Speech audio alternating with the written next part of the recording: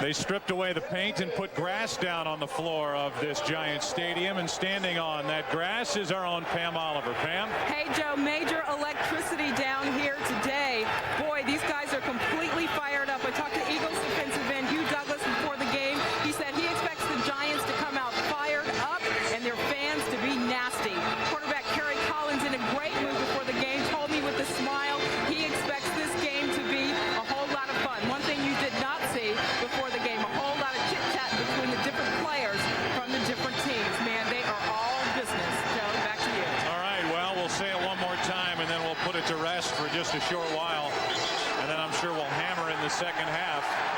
If the Giants win, they're in the playoffs in what has been an improbable march toward January football for the G-men, and for the Eagles it's been an incredible season, whether it's been Donovan McNabb at quarterback, or it's been Coy Detmer, or it's been A.J. Feely, who will make his most important start in his football career. High school, college, pros, doesn't matter.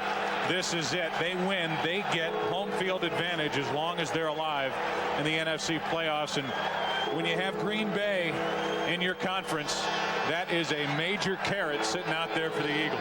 Well, there's no question, and the Eagles have had their backs against the wall for the last 5 weeks. They've been in a position where they've had to win games, and they've been able to do that without their leader, Donovan McNabb. I think it says a lot for this Eagles coaching staff. And the last time I saw an atmosphere like this at Giants Stadium was when the Minnesota Vikings came in here for the NFC Championship game.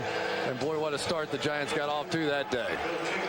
You know the story about Fossil and what his teams have done in his 6 years with the Giants, 18-5 during the month of December. Took over the play calling, and the offense has taken off.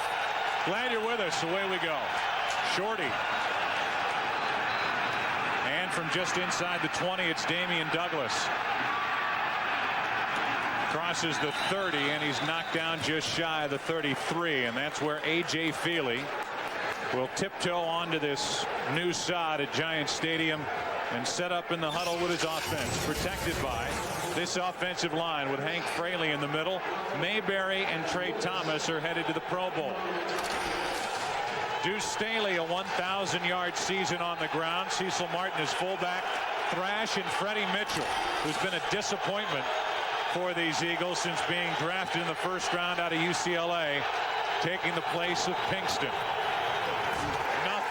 In the backfield, a loss on the play. Staley, a loss of 3. Well, you know what's going on up front for the Giants defensively. At least Staley does. Holmes, Legree, Griffin, and Michael Strahan, so consistent, headed back to the Pro Bowl. Mike Barrow and Brandon Short with big games a week ago in Indianapolis, and Will Peterson back starting at cornerback across from Will Allen, Williams, and Stoutmeyer, the safeties.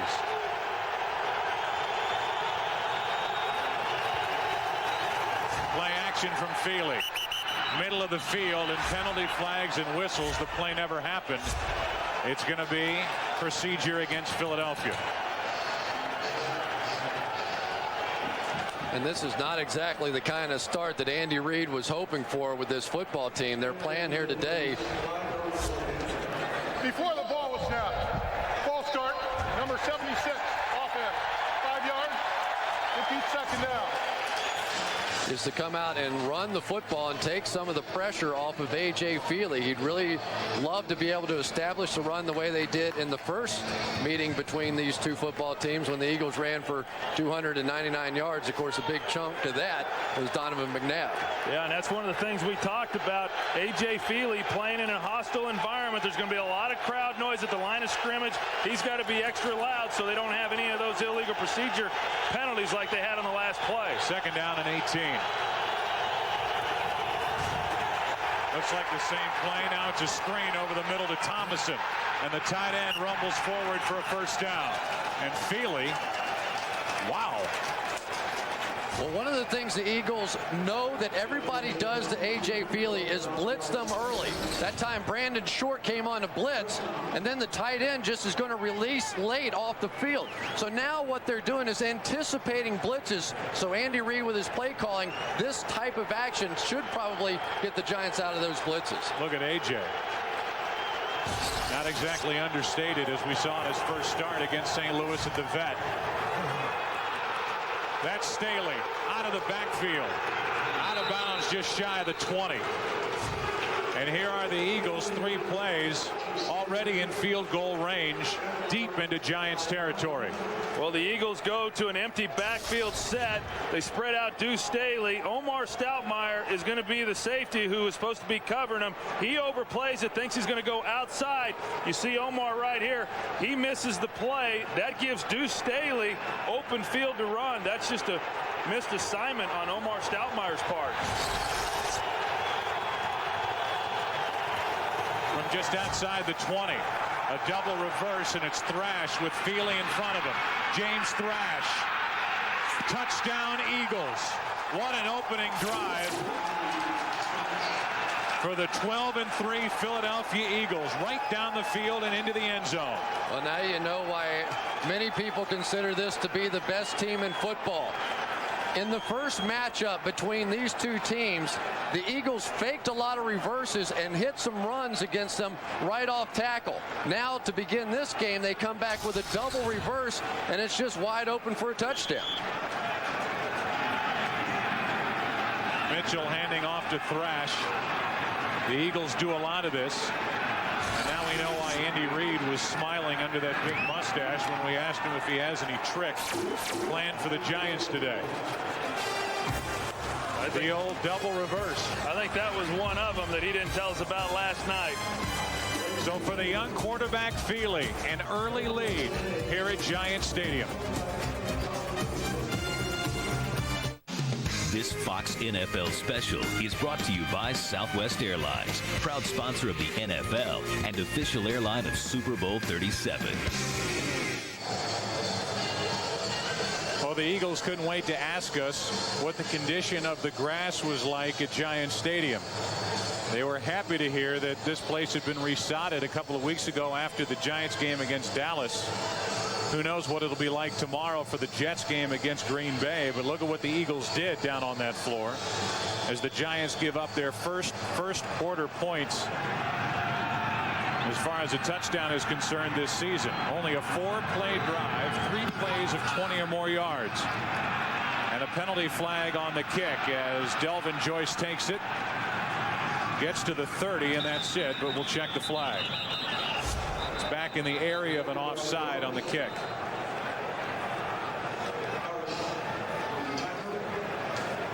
So we'll see if the Giants want to make Akers kick it again and hope for a better return. That ball hung up in the wind, and they may make them kick it again. 57 to the kicking team. 5 yards. Re-kick. Yeah, I think you always take that because the kicking team, for whatever reason, seems to get a little worn out. Whenever they come running down the field the second time, you have a chance for a big play. Going back to the touchdown on the reverse, Troy, one of the things I think Andy Reid did so well on that drive, watch A.J. Feely getting a half a block there, was he took advantage of how hyped up and how aggressive the New York Giants came out in that first quarter. He knew they were going to be flying around, so he goes with the delay, he goes with the reverse, the quick dump off to Deuce Staley. He took advantage of their excitement. He took advantage of that, and he also wants to be able to run the football to help take the pressure off of A.J. Feely in a game like this. And even though they didn't run it that much, obviously they got the reverse for the touchdown. They did throw the short, quick passes, which in Andy Reid's mind is an extended handoff. So he views those more as running plays than he does pass plays. And this has really been what every single team has come out and tried to do to A.J. Feely. They've come out, tried to blitz him. He's made big plays early on, and then they've settled back into their game plan. And I think that's what you're going to see the Giants do as well. They really didn't blitz that much last week against Indianapolis, protected their secondary, and it worked out much better for them. So after the offside penalty, it'll be Akers kicking away now from his 25.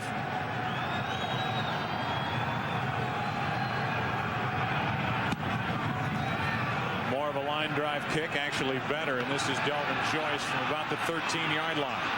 The better field position as Joyce makes a move and gets out near the 48. And it's David Akers who not only made the tackle, but gets up holding his shoulder and his left arm, was injured on the play to bring down Delvin Joyce. Well, we talked about it going into the kick. For whatever reason, when kickoff teams have to cover a second kick, inevitably you see big plays come out here.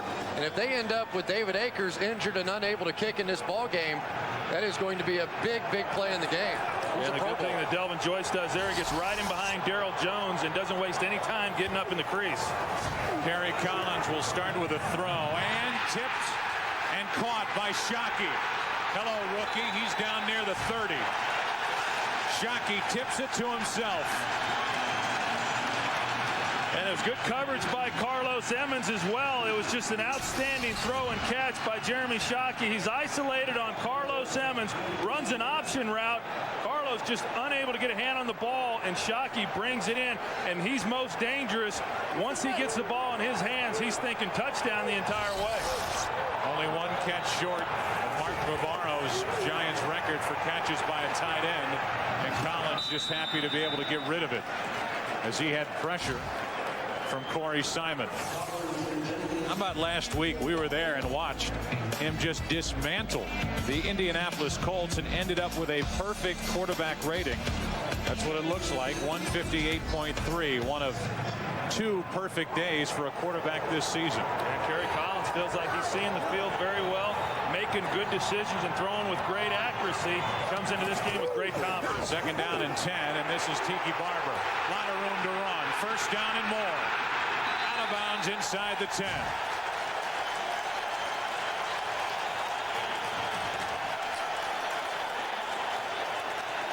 Rich Seibert, the left guard, is going to pull on this play, and he's not going to have anybody to block. They had a stunt down inside with Brandon Whiting, and there's simply nobody there, and Tiki Barber able to turn the corner and use his speed. Yeah, it's always nice when the pulling offensive lineman, the first guy he comes in contact with is safety Michael Lewis. You know it's going to be a big game, and right now both of these teams just going up and down the field, mixing in run and pass. 22 yards for Barber. First and goal. Tiki again. Same side. Got 2.5. Let's look at the offense for the Giants. The offensive line, as we talked about a week ago, is much better than anyone expected, including the quarterback Kerry Collins. And it's Bober in the middle. The backs and receivers, Tiki Barber over 1,000 yards on the season. Amani Toomer over 1,000 yards on the season. He's done it 4 consecutive years. Shockey is the much heralded tight end. Second and goal. Shockey tipped it, and it's picked off. Michael Lewis. Shockey got a hand on it, put it up in the air, and Michael Lewis comes down with his first interception. Well, they come right back with Jeremy Shockey running the option route and then a pump move off of it. And he makes the release, but there's 2 guys there covering him. Kerry Collins tries forcing one in there. Bad decision on his part.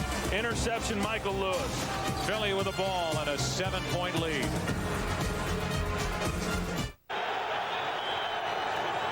First play after the interception, it's a toss to Staley running right.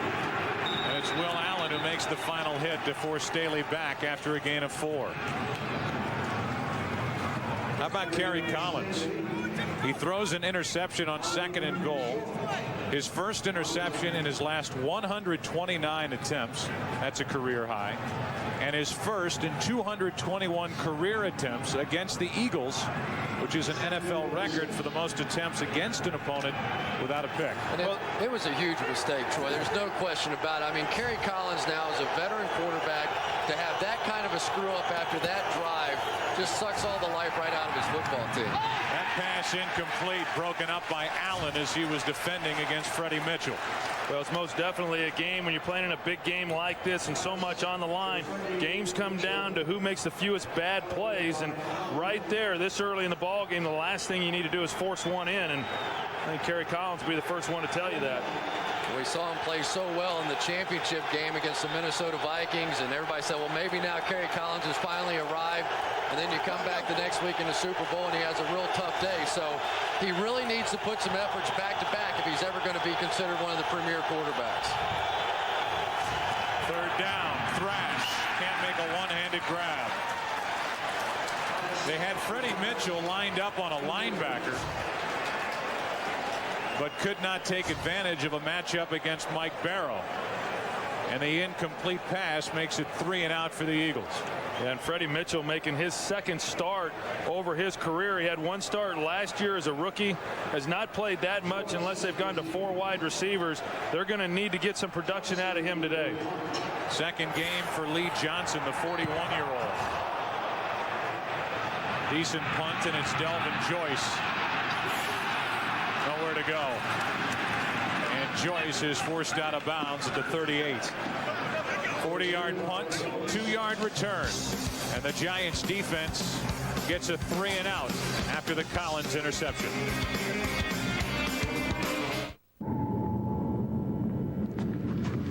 I need a car.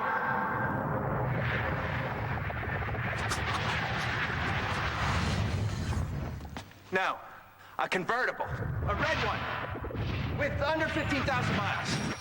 Autotrader.com. With 2 million new or used cars, you can find the one you really want. And with millions of shoppers, you can sell the one you already have. It's the ultimate automotive classified site. Autotrader.com. Your car is waiting. The 7-layer nachos from Taco Bell. So much flavor for so little price, you may perform the 7-flavor tango.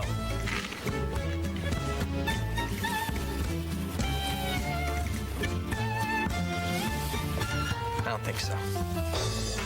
Get all the flavor of 7 intense taste stacked on golden chips. At just 99 cents, they're a value. Down to the very last bite. Look, there's 2 left. To get more flavor for 99 cents, think outside the bun. You know what impossible means? Don't even try it. Impossible can't happen. Impossible says, what are you, crazy? That's impossible. But not anymore. Not since the playoffs. Now impossible is just a starting point. Impossible is a negotiation. Impossible means Tom Brady, a second-string quarterback drafted in the 6th round, can catapult millions into euphoria. That's the magnitude of the playoffs. They've changed the English language. They've made impossible possible. Don't miss a note. The Eagles' hope is that in a couple of weeks, when their playoffs begin, Donovan McNabb is ready to go. In the meantime, A.J. Feely is playing, and he and the Eagles have a 7-point first-quarter lead. Starting from their own 38, play action from Collins, and over the middle, it's Tiki Barber, who is ripped down immediately by Sean Barber, and a gain of 4. Let's look at the defense for Philadelphia. They have a Pro Bowler up front, and his name is Hugh Douglas. The linebackers, Levon Kirkland, the big guy in the middle. His weight is the great unknown. And the defensive backs, Dawkins, Lewis, Vincent, Taylor. 3 of the 4 headed to the Pro Bowl. The others, the rookie Lewis, taking the place of Blaine Bishop, who's still out with a bad groin. Tiki Barber. Obviously, the Giants like running right today against the Eagles. They've done it so far in this first quarter without testing the other side. A gain of 3 and a 3rd down coming up for New York. Everybody talks about this Eagles defense, and with Jim Johnson, their defensive coordinator, people think they just blitz all the time, and yet really what we've seen this year out of them is that they're much more satisfied just staying with that 4-man rush and playing some coverage back there. It's been a different sort of style for Jim Johnson this year. 3rd down and 3. Collins flush, dumps it off, and it's incomplete. And it's Tiki Barber looking for a flag, and big Levon Kirkland swallowed him up over the middle of the field. Levon Kirkland certainly not known for his cover skills. You see him, number 93, right here in the middle. He's going to be taking Tiki Barber on. Normally they're going to put Sean Barber on him, but the big man Levon Kirkland does a nice job. He didn't have a chance. He had double coverage, the official and Levon Kirkland. Matt Allen back for his first punt. Brian Mitchell, one of the best ever, waiting deep. Beautiful punt. Mitchell lets it go over his head, and it trickles into the end zone. So A.J. Feely back to work. Eagles up by 7 here at the Meadowlands. Welcome back. Pleasant day, all things considered, on the 28th of December here in the New York area. It's worth bringing up early that the decision for the Eagles and Andy Reid will be made at least much more interesting at the quarterback position should A.J. Feely come in here and have a big game and help the Eagles beat the Giants at Giant Stadium. He started out well, and he hits his tight end Chad Lewis, who has a first down. One of the big battles in this game today is Michael Strahan going against John Runyon. Strahan has had 7.5 sacks in the last 3 games against Runyon. But Troy, this field is so bad out here. We've seen a lot of divots flying already. I think for a speed guy like Strahan, it's a disadvantage going in trying to pass rush. It definitely neutralizes those speed rushers on both sides of the ball. First down, Philadelphia. And the handoff is to Staley. He doesn't get anything. And it's Stoutmeyer, the free safety, who ends up ripping him down. But Chris, I know you have feelings on the quarterback situation. And should Feely come in here and play a big game at Giant Stadium and help the Eagles win and secure home field advantage 2 weeks from now, the Eagles' first playoff game, nobody's saying that A.J. Feely over the long term is going to take over for Donovan McNabb. But if you have a rusty McNabb who hasn't played in 8 weeks, coming back in a big playoff game, and Feely has this team rolling, it's not a clear-cut decision. Second down and 10. A.J. lets it go, and it's right in the gut of Antonio Freeman, who can't hang on. 3rd and 10. And I think you have to take that a step further as well, because if McNabb doesn't have his mobility, is he really and truly the best quarterback for this football team? Because it's just a pure passer.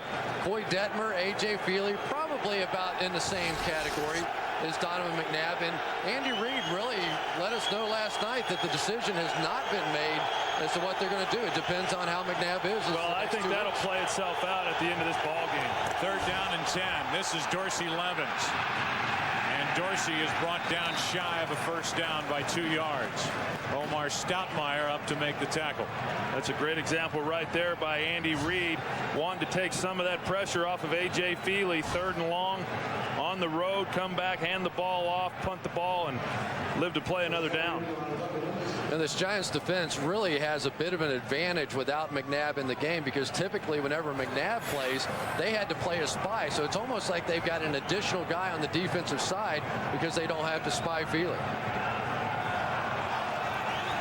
No penalty flag, and that's of the Giants' interest, as it was 4th down and a couple. This is Delvin Joyce. Little Delvin Joyce. Penalty flag on this return, and Joyce is brought down as he crossed the 30. But a penalty flag, and it looks like this will cost New York some yards. Ron Blum is our referee today, and it's against the Giants.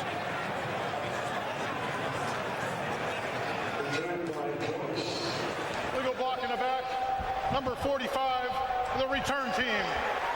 10 yards, first down, timeout.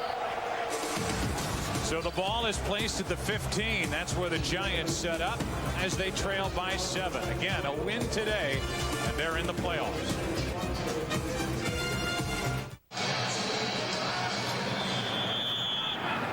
Andy Reid in that offense went right down the field in 4 plays off the opening kickoff and put it in the end zone on a double reverse. The Giants went back down the field at 2nd and goal, and Collins threw an interception. Now Collins hands to Tiki Barber, who again runs to the right side, and Barber picked up 3. Well, I think the reason they're running to the right side is they're running away from Hugh Douglas, and Hugh Douglas is getting to the point now where he's saying, okay, you're going to run over there?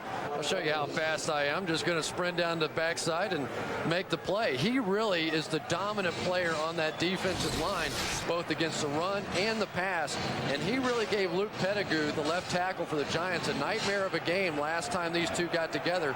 That's the significant matchup up front. Hugh used to call this place home when he was with the Jets, traded to Philadelphia. Collins waiting, and now he has Toomer. Amani Toomer out to midfield.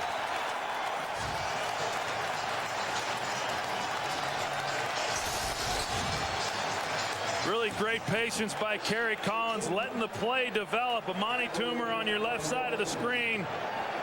Goes by Bobby Taylor, and Kerry Collins does a great job of being patient and fitting the ball in the hole prior to the safety getting over the top, Ryan Dawkins. And one of the problems that Bobby Taylor has as a corner, he's 6'3", he's a big guy, doesn't have exceptionally quick feet for those double moves. Patience for a quarterback equals good offensive line play. And again, it's Tiki Barber trying a cutback after starting out to the right, and a loss of 1 on the play. You know, the footing is horrible out there, Troy. The footing is bad. You talked about how they resodded it a couple of weeks ago. I was down on the field prior to the game. It is very loose, and as you can see right there, these guys with cleats that are trying to push off, they're just not getting any kind of footing. And on that last play, you see Tiki Barber running to the right like he did a couple plays earlier where Hugh Douglas ran him down. I don't think you can run laterally against this defense. You've got to run right at people. Second down and 11. Trying to set up a screen. Barber couldn't get open, so Collins pulls it down and runs. And a gain of 1 on the play, and that's rare, as Collins this season has run it 39 times for negative 10 yards now after that 1-yard gain. Yeah, he's not going to dazzle anybody with his mobility, that's for sure, but yet he can be effective enough right there to get something out of nothing. And you know, I don't know that we can say enough about this Giants offensive line and the job that they've done. And so far early in this game, they've not given up a lot of pressure to Kerry Collins, and this is an Eagles defensive front that comes into this game having been on a real roll, getting to the opposing quarterbacks for sacks. Number 2 defense, as Collins can't handle the snap out of the shotgun, able to fall on top of it, and it's time for New York to punt. And the Giants really have been able to move the football against this top-notch Philadelphia Eagles defense, but they just keep making mistake after mistake after mistake. And to be perfectly frank about it, it's been Kerry Collins. You'd think that coming off of the game that he had last week, he'd be full of confidence, but the huge interception in the end zone and a big play on 3rd down there. Matt Allen. Mitchell will let it go. And it'll be tapped down near the 15-yard line. Simmons the one who ends up with it. Well, tomorrow they're going to be playing on this field again. It's a Fox NFL Sunday doubleheader. The early big game, the Falcons at the Browns in the playoffs, right out in front of the Atlanta Falcons. And then it's a matchup of Brett Favre and Chad Pennington tomorrow on this field. The Packers at the Jets. Dick Stockton and Daryl Johnston will be on hand for that game, and that's at 4 Eastern. And a comparison of the 2 quarterbacks, and everybody around the league is starting to become aware of Chad Pennington. Yeah, he's been outstanding, and he's done a great job coming in off the bench early in the season and leading this team into some meaningful football games here in December. On 1st down, Feely throws, and he has his running back Staley. Minimal gain on the play, 4 yards. Stahani Jones, a linebacker, made the tackle. It's interesting. That's about the 3rd time they've run that bootleg back to the right-hand side with Feely. And I think part of the reason that they're doing it is they're able to get some extra protection on Michael Strahan. You notice they're not moving him outside the pocket, but they're double teaming with the tight ends, and they're helping on Strahan.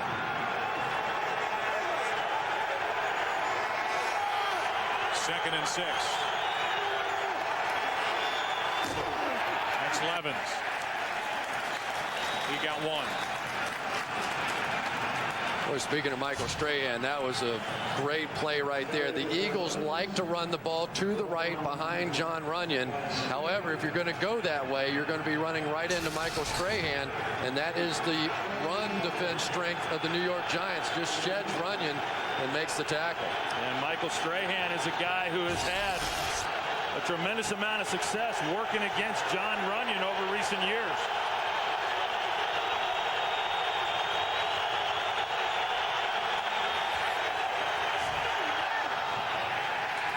Down. Good coverage by Will Allen, who lets the world know about it. One of the things the Giants are going to try and do today is to free up Michael Strahan, obviously. That time they went with that Bears look up front, Troy. Somebody, 1, 2, 3, covering up the centers and the guards so that they can't come out and help on Michael.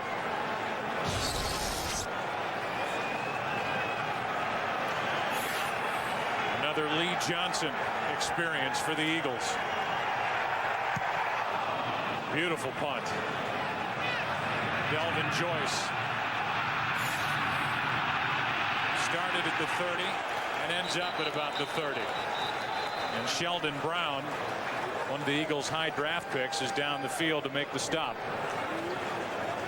So 1:03 remaining in the first quarter, and the Giants get it back, trailing by 7. And here comes a confidence moment for the New York Giants. They've made mistakes throughout the course of this first quarter. Maybe they're a little nervous, a little jittery with all that's on the line here today, but now they need to get something pieced together and build a little confidence. This is an offense that's been tremendous. 110 points the last 3 games. To put that in perspective, their first 7 games, they only had 89 points. That's what they've done the first 3 times they've handled the football. This is Tiki Barber, who gets out to the 33. A couple of the miscues so far. The early interception in the hands of Michael Lewis on 2nd and goal. And then on 3rd and long, Perry Collins pulled away too quickly out of the shotgun. Yeah, and the big one is the interception, obviously, down there, not being able to come away with points. This is a defense that you're not going to consistently move the ball down the field on. You've got to get points when you have the chance. 2nd and 8, and Stackhouse. And the fullback is wrestled out of bounds at the 36 by Carlos Evans. Charles Stackhouse is a good receiving fullback. He's average at best, I would say, as a blocking fullback. A young guy still trying to learn his way around the league. Caught a touchdown last week. But he is a guy coming out of the backfield, is a weapon.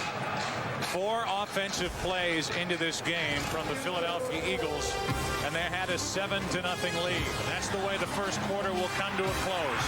The Giants with the ball down by a touchdown. This Fox NFL special will continue after these messages.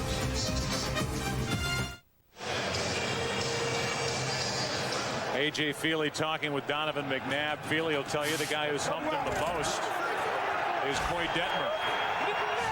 3rd down and 3. Opening second to the second quarter. Out of the backfield for a first down, it's Barber.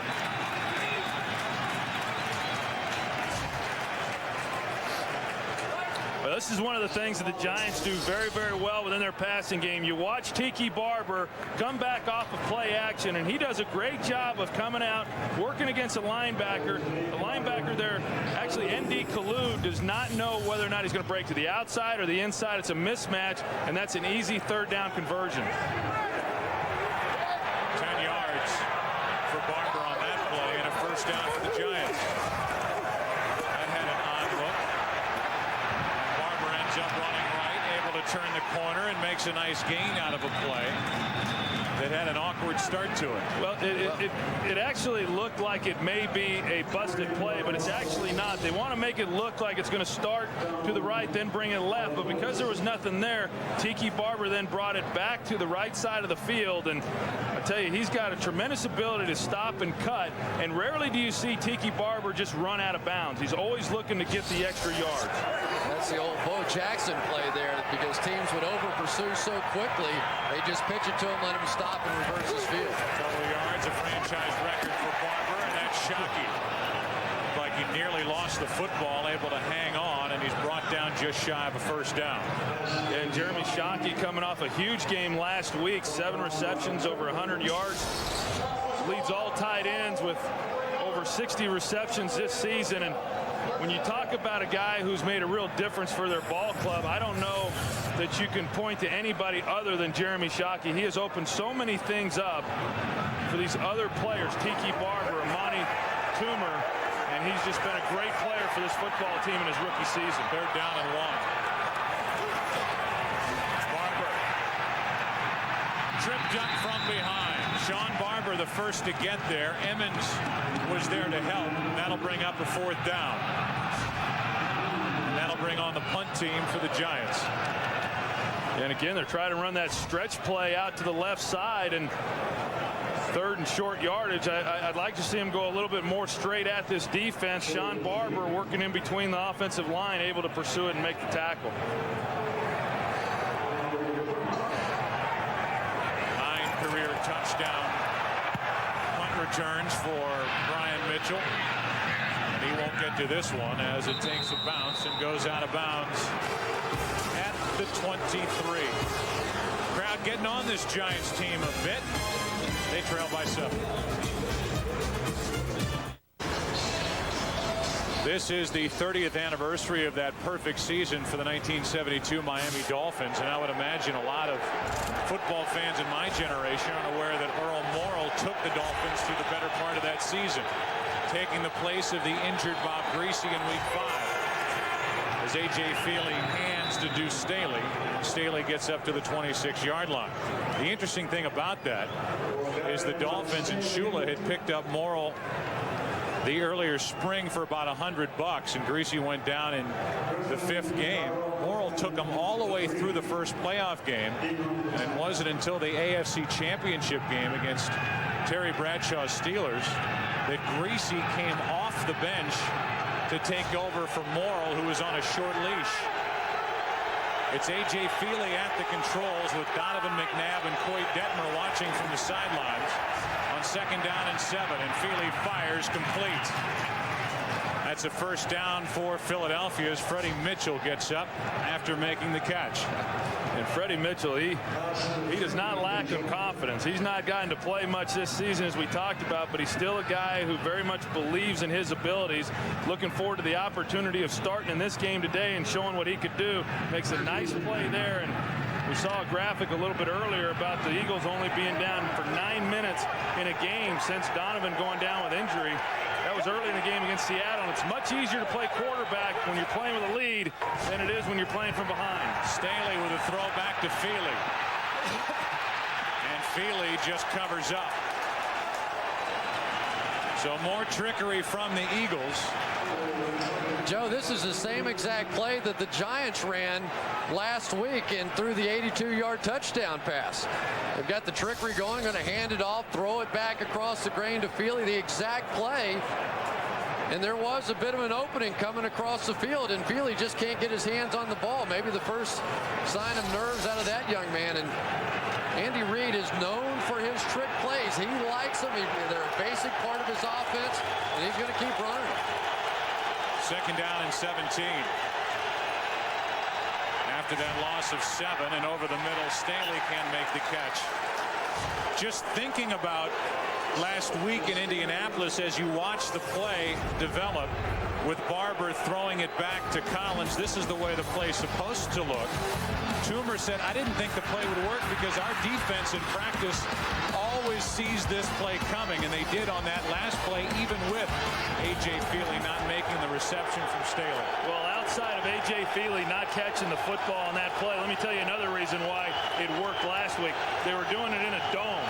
It's a little bit harder to do in these conditions here at the Meadowlands. 3rd down and 17. And a handoff for a changeup. It's Levens.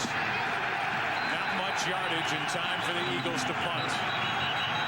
And just to finish up the point about the 72 Dolphins and what is to come, and as you said, Troy, both on the air and off the air, a lot will be answered after this game depending on the sort of game that A.J. Feely has today, looking at the possible return of Donovan McNabb. But in that AFC Championship game, Griese was good enough to play, but Morrall started on a short leash. Griese came in, won that game, then won the Super Bowl. There is a formula there from the winningest coach in NFL history, Don Shula, that you could go that way and put Feely on a short leash or Detmer and have McNabb ready for relief. This is Delvin Joyce from inside the 20, and he's been a good return man for the Giants this season. Talk about that point when we come back. As the Giants get it back, they trail by 7.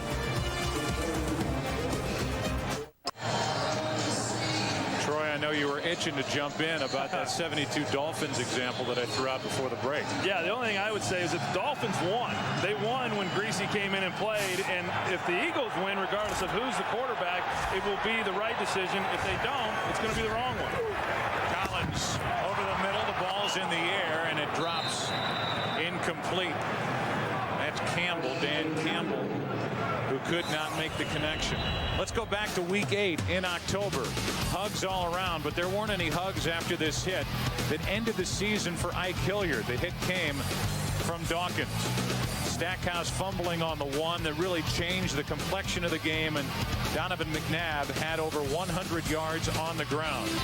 It was a 17-3 loss, and shortly thereafter, Jim Fossil took over calling the plays for the Giants. And Brian Dawkins got fined $50,000 for that hit, but the hit was a lot more expensive for the New York Giants. They lost Ike Hilliard for the year. Sean Barber, the injured Eagle, getting attention as we take a break.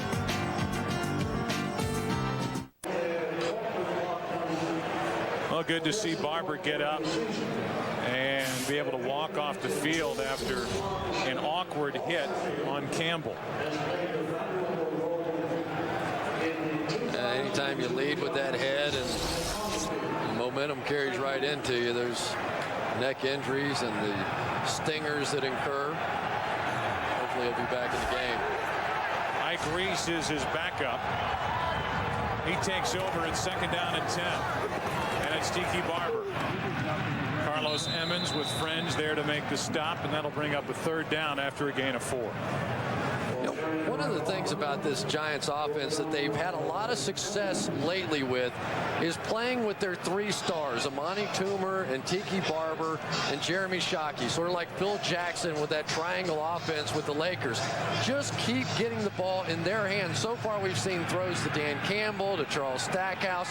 That's not what has gotten this team to where it is today. That's not the reason they've been scoring so many points.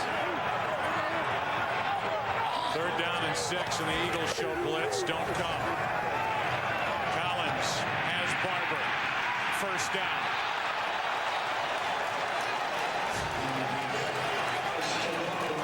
Pretty throw from Kerry Collins to hit Barber in stride. Yeah, and Tiki Barber, back when the Giants, they were on a 9-game winning streak against this Eagles team prior to losing the last 3. But when they were having success against the team, the guy who really hurt them the most was Tiki Barber, and not so much running the football, but being able to come out of the backfield and catch passes. That's one of the reasons why they moved Barry Gardner to middle linebacker, and they had Mike Caldwell last year. This year they have Sean Barber, that time Carlos Emmons, but he's very difficult to cover coming out of the backfield. On 1st down, more Tiki Barber. And a gain of 3 on the play.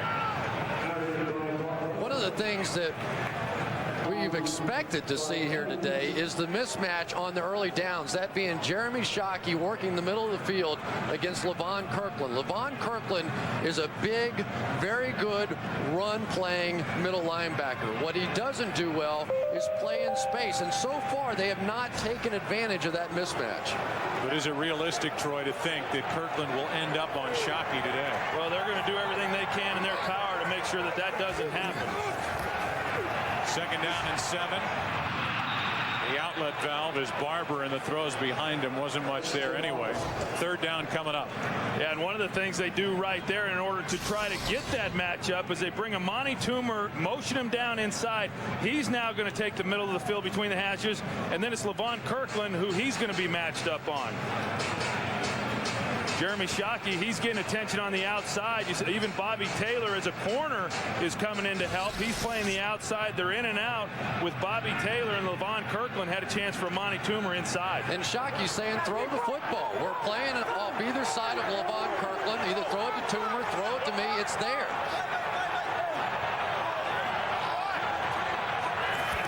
3rd down and 7, blitz. They picked up Emmons, and the throw is caught by Toomer.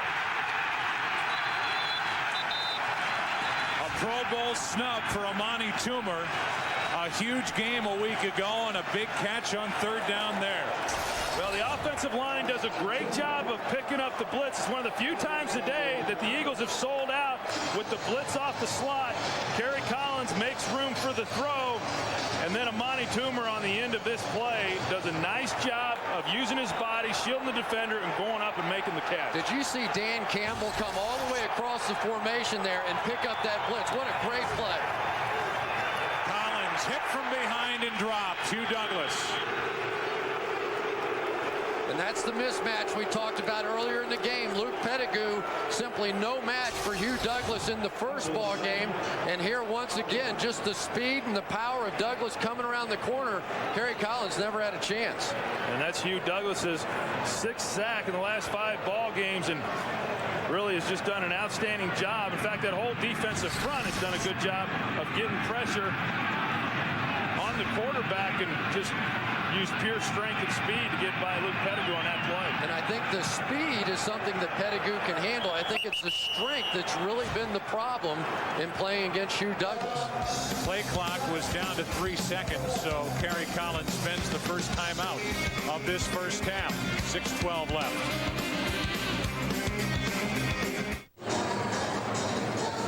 Second and long for the Giants after the timeout. Well, here's the triangle we talked about. These 3 guys right here are going to have to get it done. The rest of the team -3 yards. You know, and they have been getting it done. And Jim Fossil told us yesterday that, hey, we've only got 1 wide receiver. And I said, yeah, but you've got a running back and you've got a great tight end in Jeremy Shockey. And that formula for the Dallas Cowboys when I was playing won us 3 Super Bowls. So they've got plenty of arsenal out on the field. Second down and 18. The Eagles came across early. They're going to blow the play dead. I know Kerry was hoping they'd let that play go. Usually you get a free play on that and take a shot down the field. Must have been contact made as the Eagles jumped across the line. It's really unusual that you have a player on the field that's essentially just a total decoy, but the other wide receiver for the New York Giants, Darryl Jones, is just window dressing on the outside. Super zone infraction. Nose tackle of the defense, moved across the line of scrimmage, causing an offensive player to move off of his stance. 5 yards, repeat second down. You know, I know this, that if you've got a great wide receiver, which they have in Amani Toomer, I would much rather have my second guy be a great tight end than not have a tight end and make it another wide receiver. You can just create so many mismatches inside with a guy like Jeremy Shockey that can move, and that's what they've been able to do with the Giants this year. Collins, middle of the field. Shockey, penalty flag on the play as Shockey makes the catch inside the 10. Hugh Douglas is slow in getting up. Simon is still down on a knee, and we'll check the marker. It's against Philadelphia. Well, Corey Simon was the first, as soon as he hit the ground, to turn around and signal that he was being held. Number 98 defense. The penalties decline. First down. But how good is Jeremy Shockey, Troy? He's out there working against a Pro Bowl cornerback in Troy Vincent. This guy has wide receiver ability. Well, that's exactly right, and that's another reason why I would prefer a great tight end, and he just gives you so many options lining up as he did there in the tight end position, but they're also able to move him around, and as you see there, he just sent a Giants record held previously by Mark Bavaro. That's pretty good company. A very different type tight end than Mark Bavaro was. First down and goal. And that's Barber getting half a yard.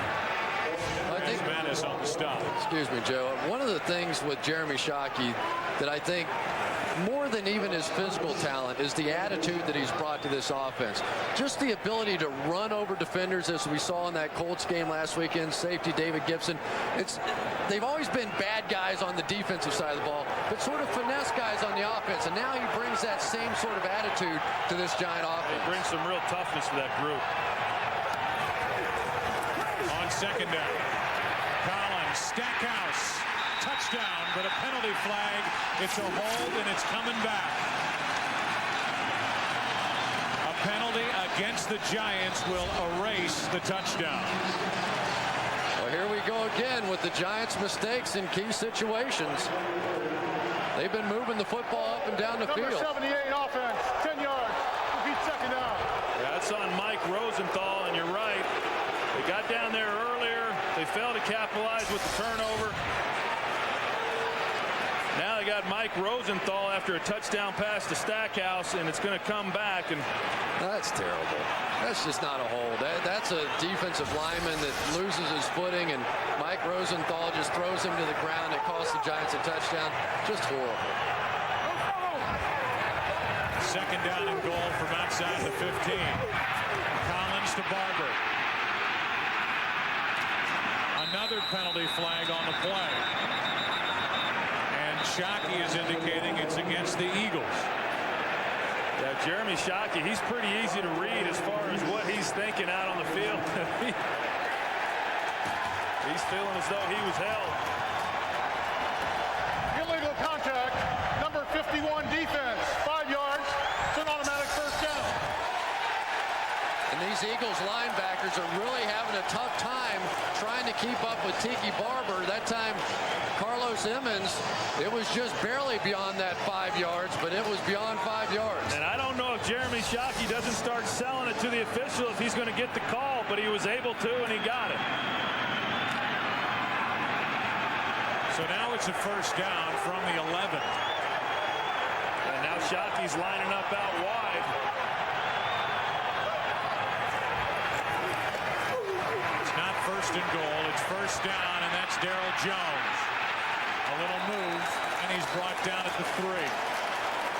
One of the things that Darryl Jones can do, he's a little guy, and so on this field, on a bad field, he's able to get in and out of cuts very quickly. That time he came in with a little arrow route, ran right at the linebacker and arrowed back out of it, and one of the few guys today I've seen make that kind of a cut without slipping and falling down.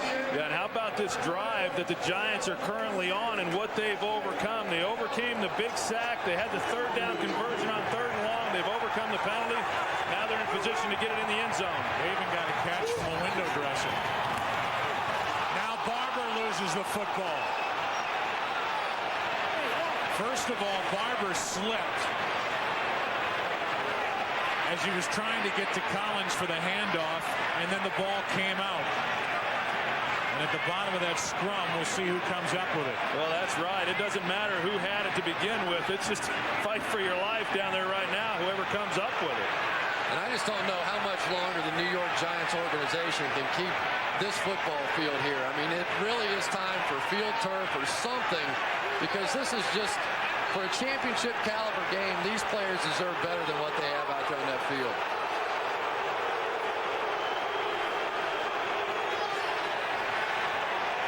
Well, each side saying they have it. And they're still pulling bodies off the pile. Kirkland was the one who got his hand in there and stripped it. Well, these officials just need to get in there and take control of this thing. And it belongs to the Eagles.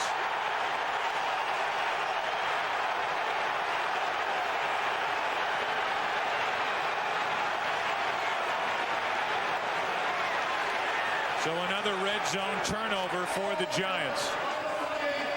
Philadelphia, first down. And it's very similar to what happened in their first meeting when they were able to penetrate inside the 10-yard line and not come away with points. They've done it twice now today. Turnovers on each occasion. And that was Levon Kirkland, who was able to dive and strip that football away from Tiki Barber, who was a little off balance because of the slip, just trying to fight to control the ball, and then Kirkland raked it out of there. And I don't know who came away with that ball, whether it was Brandon Whiting or who, but whoever it is, for him to maintain control at the bottom of that pile, he's a man. The Eagles give it to Staley. He gets out to the 6. Well, the Giants just have to be kicking themselves right now. They've been just marching the ball up and down the field, and every time they get in the red zone, they make a huge mistake. Brandon Whiting, who came away with the fumble. And the Giants have had those 3 red zone turnovers. The other belongs to Stackhouse in that Monday night game. 2nd and 8. And no surprise, Troy, that deep near their own end zone, Andy Reid is not putting the ball in the hands of A.J. Feely, but trying to run and get a little breathing room. Yeah, no question. And not surprisingly that the Giants are calling timeout so that they can get the ball back, provided they hold them here on this 3rd down in good field position and a chance to try to get points before this half ends. I'm really surprised the Eagles haven't tried to take a shot at Will Peterson yet. He's been banged around, has the knee injury, had a concussion, stinger, toe injury, all these different things. And yet he's been sitting on the outside after missing last week's ball game, and they haven't taken one single shot at him. They haven't even looked his way. Yeah, in fact, when we talked with Andy Reid yesterday, he was saying that of the guys we would like to go after would be Jason Sehorn. If they can get him on the field as the third corner, they never even mentioned Will Peterson and maybe attacking him because of the injuries that you mentioned. My guess is at most, if they're going to throw the football, it's going to be a screen or something very, very safe here. 3rd and 7. Empty backfield, quick throw, Mitchell, it was behind him. And A.J. Feely told me yesterday that the play that he likes throwing the most is that slant route. He feels that he can really drive it in there. That's not a good throw. It's on his back shoulder and unable to make the catch, but he had a chance had he been able to get it to him to get the first down. And I think Freddie Mitchell deserves a little bit of the blame on that one. Coming out of the cut, you don't have to go flying out of that cut. There was an opening right there. Just make it easy on your quarterback. Get your body big, make the catch. Probably a reason why he hasn't played much this year. Punting with the wind is Lee Johnson. Delvin Joyce. Nothing on the return, but good field position nonetheless after the short punt by Johnson. Only 33 yards. The ball will be placed at the 44. On New Year's Day, Chris Sims leads Texas for the final time as the 9th-ranked Longhorns take on the LSU Tigers in the 67th SBC Cotton Bowl Classic. Kickoff 11 a.m. Eastern, 8 a.m. Pacific, only on Fox. How about that game for LSU this year against Kentucky? Remember that Hail Mary? They'd already dumped the water bucket on top of the coach and came back in the last play. 70 yards over the top. How do you pull that one back?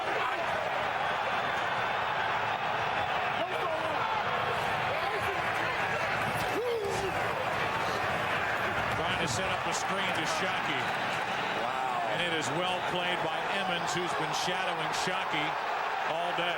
Well, and that's the screen that the Giants ran last week against Indianapolis. Got the ball in Shockey's hands and let him run. And when he ran over that safety, but Carlos Emmons, he closes hard on this one, gets by the blockers, is able to make a play. Luke Pettigrew, he's too fast for him.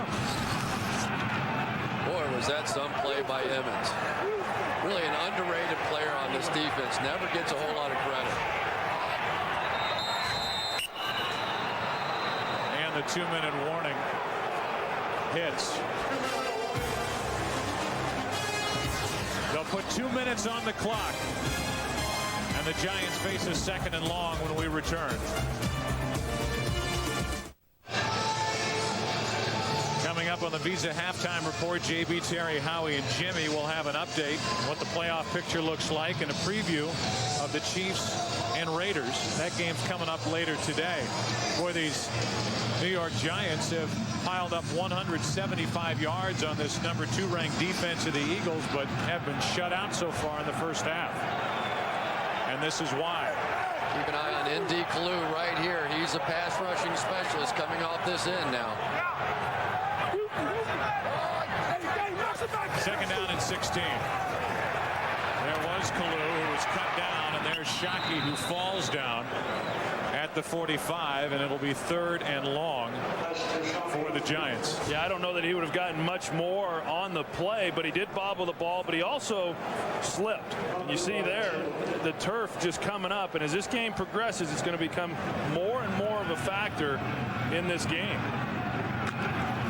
And again tomorrow, the Jets and the Packers will try to navigate this field in the late game on Fox. 3rd and 11. Eagles showing blitz. They come, and Collins still on his feet. Banged down inside the 40. And that play may do one thing. It may give the Giants a chance to go for it on 4th down. It's a great point, Joe. They are in a position right now they cannot kick the field goal, but I would think that they're going to try to pick up the 1st down. What a play by Kerry Collins. Bobby Taylor just had both arms wrapped around him, and somehow he sneaks out of there and puts him down into a 4th and about 4 situation. I mean, I don't think Bobby Taylor can believe it. He's got him swinging him around, and it's Kerry Collins, and we all know quarterbacks aren't very athletic anyway, and I can't get him to the ground. Pretty much universal knowledge. One thing is, though, Kerry Collins is about 50 pounds heavier than what old Bobby Taylor is, and it bounced off him. But you're right, a real athletic play by Kerry Collins, just escaping that rush and then being able to pick up some yards. So that'll bring up a 4th down and 3, and that's exactly what the Giants will do. They will go for it, and again, you point out that the Giants have been able to move the football, but mistakes today, and you know what they'll talk about at halftime. Oh, yeah. Jim Fossil eliminate those mistakes, and now after bringing the offense on the field, the crowd reacts because they switch and bring their punter, Matt Allen, onto the field. Yeah, and I don't know that I really agree with this. I'd have a little more confidence in my defense that if I didn't make it, we could keep them from getting points. I think right now is the time to try to make this 1st down. See if the Giants try and draw the Eagles offside.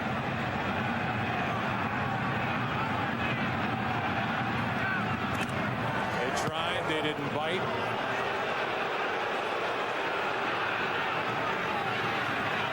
Ball takes a Giants bounce. It will be down near the 12. These fans are frustrated with that decision, and I don't blame them. Me too. I don't like that at all. You've got a football team. You're playing for a spot in the playoffs, and you've got to show a little bit of confidence in your guys there.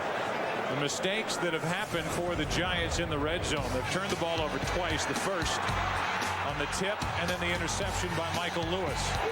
And then after having a touchdown erased because of a questionable at best holding call, Tiki Barber lost his footing, then lost the football, and the Giants have been shut out in the 1st half. Yeah, Jim Fossil's done a great job empowering these players to make plays, but the guys who've been making the plays in previous weeks are the 2 guys that have not made them today, Kerry Collins and Tiki Barber.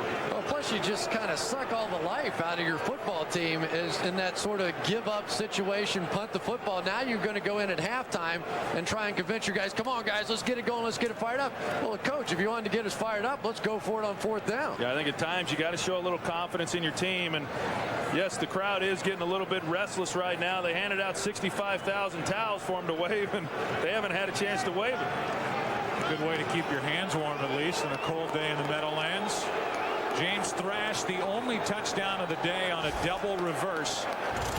And the 1st half comes to a close here at Giant Stadium. 7-0, the Eagles on top, trying to secure home field advantage throughout the playoffs in the NFC.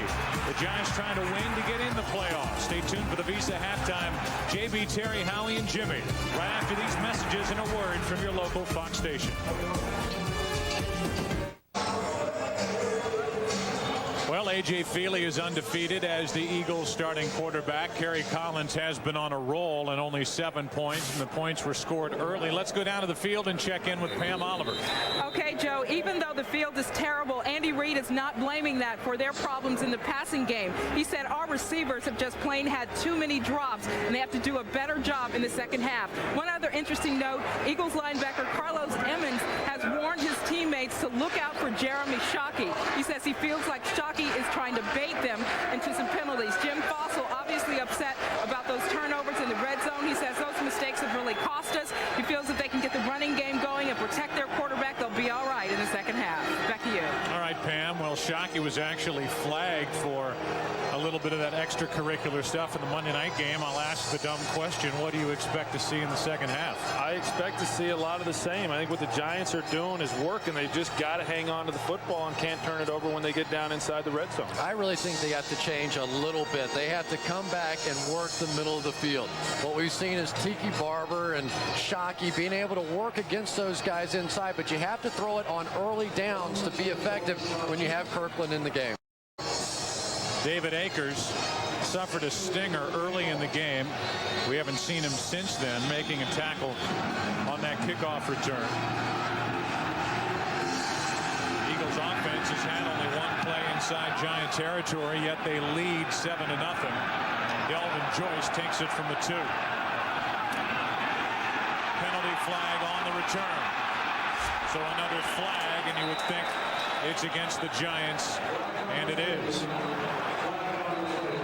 So Joyce is doing all he can, but getting a little too much help from some of his teammates on these returns. Yeah, and the penalties aren't helping him either. I mean, we talked about the turnovers, the penalty earlier on Rosenthal, and we got the penalty here, which negates some great field position to open up this second half. And how crazy would it make you as an offensive player? Illegal block in the back above the waist. Number 59 of the return team. Half the distance to the goal. First down. To see guys like Kevin Lewis blocking the back in this situation, I mean, as an offense, I don't even care. Just give me the ball on the 20-yard line. But don't do something dumb like that and give us the ball on the 9. That's where it is as the Giants offense sets up with 188 total yards on the day compared to 128 for the Eagles.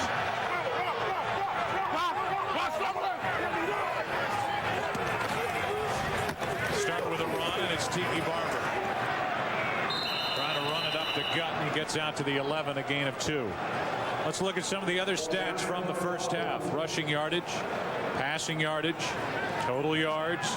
However, the turnovers have been killers for the Giants. Time of possession.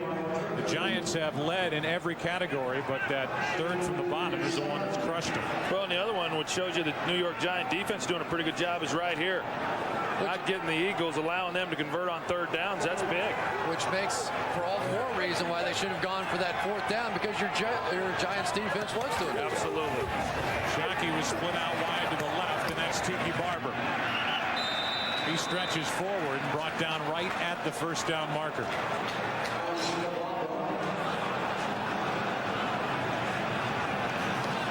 We'll see where they place it. We're going to have a measurement. Well, they're going to come out and measure, and if they have not gotten the first down on this play, one of the problems with this Giants offense, they've done a lot of good things over recent weeks. One area where they have really struggled is third and short. Well, if you think third and short, Giants fans think of Ron Dane, who hasn't been on the field. He's the other running back with Tiki Barber, and they are going to be faced with third and less than 1. Well, he's still got his jacket on. That's Ron Dane right here. Last week in the Indianapolis ball game, Ron Dane had opportunities to come in and pick up these 3rd and 1 situations. He failed on a number of occasions. They're not going to give him that opportunity today. And he's earned the right to be right there in this situation. Tiki Barber is your guy. He's your MVP of the team, I believe, this year. He's earned the right to get this football in this situation.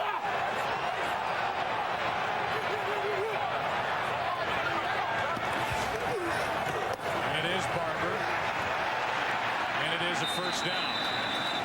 Well, he got the first down because of the second effort there. At initial contact, he was not yet across the line for the first down, and it goes back again. They want to run that wide stretch play, and when the line defensively is moving laterally, it does not create a lot of holes when the defenders are staying in their gaps.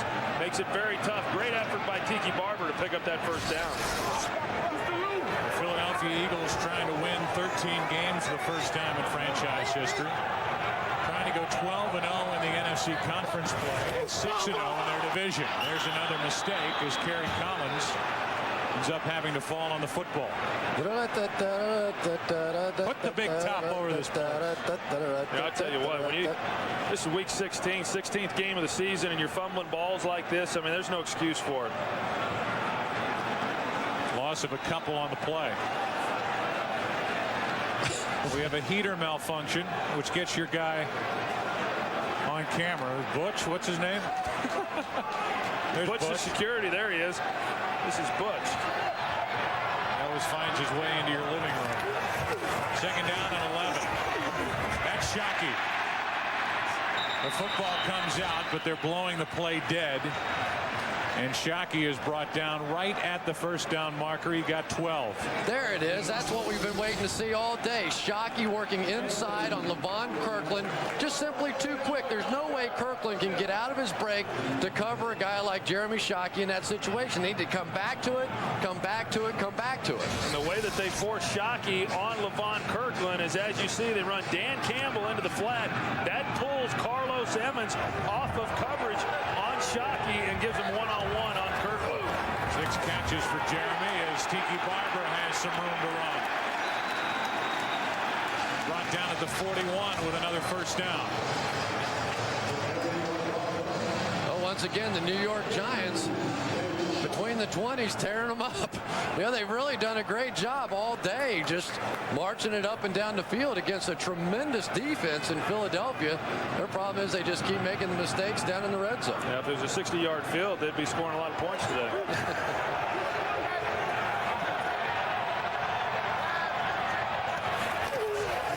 On first down, Barber running left. The ball comes out, and the Philadelphia Eagles have recovered the football. Another turnover for the Giants, and this one happens at midfield. Well, it was right in front of the New York Giants bench. Jim Fossil right there to look at it. Philadelphia, timeout. So they're going to have a chance to see whether or not they want to challenge this call. It's ruled a fumble. It's Michael Lewis, who already has an interception, forcing the fumble, and the Eagles have it at midfield, up 7. Well, to the delight of the fans, at least the Giants fans that are here at the Meadowlands, the Giants are challenging this call on the field. The 3 of us in the booth and everyone in the truck. Right there, that's out. That's not under control of Tiki Barber, and there is nothing on the ground. That's a fumble. So we believe this is going to cost the Giants a timeout. In what could be a huge timeout down the road. Yeah, it could be. And I'll tell you, the Giants have just been absolutely careless with the football. You remember on the previous play to this, Jeremy Shockey making the reception. He lays the ball on the ground. The officials ruled him down already. After reviewing the play, the ball was coming loose prior to the runner being down. The ruling on the field stands as called. New York is charged a timeout. That means that in 6 quarters of play, the Giants offense against the Eagles this season has scored 3 points, lost 3 fumbles, thrown an interception, and been sacked twice. And so far for Andy Reid, this game going precisely how he hoped it would. He has not had to put the ball in the hands of his young quarterback, Feely. He's able to rely on his defense. And because of the Giants' miscues, it's just been too easy for Andy Reid and the Eagles here today. Feely at this point in his career may not be able to throw a game on his back and win it for you, but he doesn't make many mistakes. He threw 2 interceptions a week ago at Dallas as he floats one out for Thrash, and it's incomplete. And that's the ball that A.J. Feely, I believe, throws as well as any that he does throw. And James Thrash had an opportunity to make that catch. But you're right. When you talk about A.J. Feely and what he's done while he's been the quarterback, last week was the first game that he had multiple interceptions. And that's quite a feat for a young quarterback playing in these games. The game moves so much faster than anything you're accustomed to, yet he's been able to maintain his poise and be efficient. There the Eagles throwing at Will Peterson on that play, and now Thrash makes his first catch of the day. Brought down a couple yards shy of a first down by Peterson. 3rd down coming up for the Eagles. And I'm not real sure how Thrash missed that last ball. It looked like it just sort of went right through his hands. But now finally the Philadelphia Eagles, they look like they went in at halftime, and maybe some of the wide receivers came up to Andy Reid and said, listen, coach, we've got to go look at Will Peterson and take a couple of shots against him. And deep down, Andy Reid likes to throw the football. I think they're starting to get back to some of that philosophy right here in this second half. 3rd and 2, play action from Feely. Middle of the field, caught for a first down. That's Freddie Mitchell.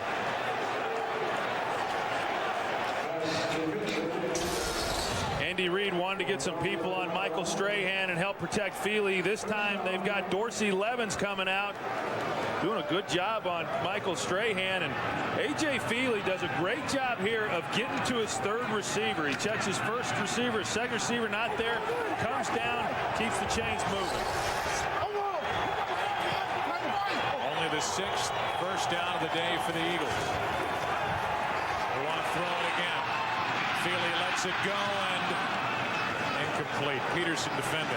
And Troy, look at the difference in the play calling of Andy Reid because of the turnover in the field position they got. Every time they were backed up in their own end, Andy was patient enough. He stayed with the run. He was willing to punt the football out of there. But now, because of the turnover by Tiki Barber, they get the ball around midfield, and now they're playing wide open Philadelphia Eagles offense. Brian Westbrook is in the lineup. Eagles have it thanks to a turnover by Tiki Barber. Second down and 10. That's Mitchell. Mitchell may lack catches. He certainly doesn't lack confidence. I knew where that was going. No, he doesn't lack confidence at all. This guy, they have tried humbling him for a whole season, and he said he's excited to finally be getting his opportunity to play today and show the fans what he can do. And he's just having to go through a little bit of a growing period, but get the ball in his hands as they did right there. He's got some athletic ability. Eagles going with the win. Right at the edge of field goal range for David Akers. 3rd and 7. Over the middle, wide open. That's Thrash. Penalty flags on the play. I think there's going to be a pick called on this one. No wonder he was wide open. If that is the call. The Giants were up and bump and run. And almost every time you get in that situation, you're going to see Antonio Freeman. Number 86, offense. 10 yards. Repeat 3rd down. Come in and just pick off. I believe that's Will Allen. And allowing Thrash to get wide open. Good call by the officials. Yeah, one of the Eagle players, as we heard, didn't like the call, but that was an easy one to make. You're okay on that. If Antonio Freeman keeps running as though he's running a route, you can get away with it, but you can't stop and put your arms down as though you're trying to block the guy. Well, the other thing you can do is you can arrow back out of it and just run slower than he's running. 3rd and 17 for A.J. Feely.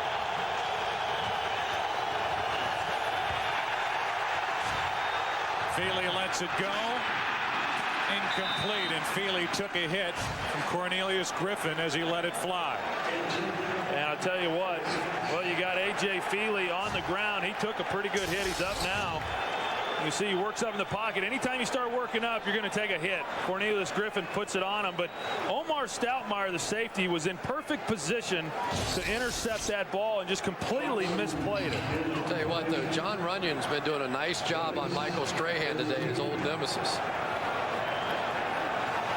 Lee Johnson, this is really his specialty, trying to down the ball inside the 20.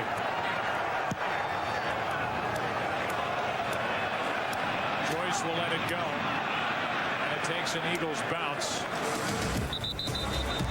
He punts with a Bellata football, and it's tapped down at the 12. That's where the Giants have it, down 7.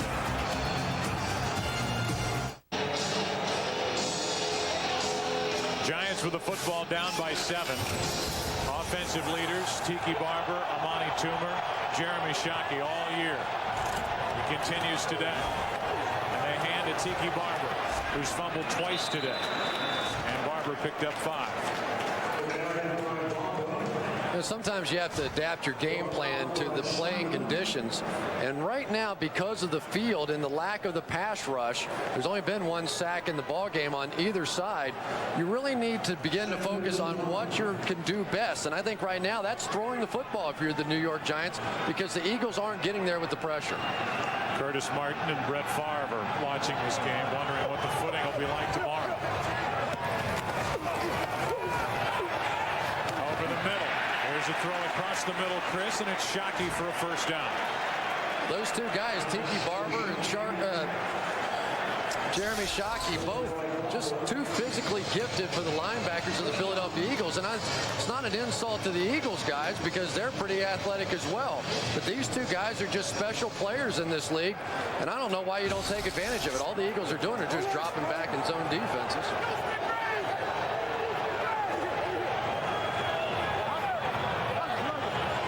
Time on the play clock.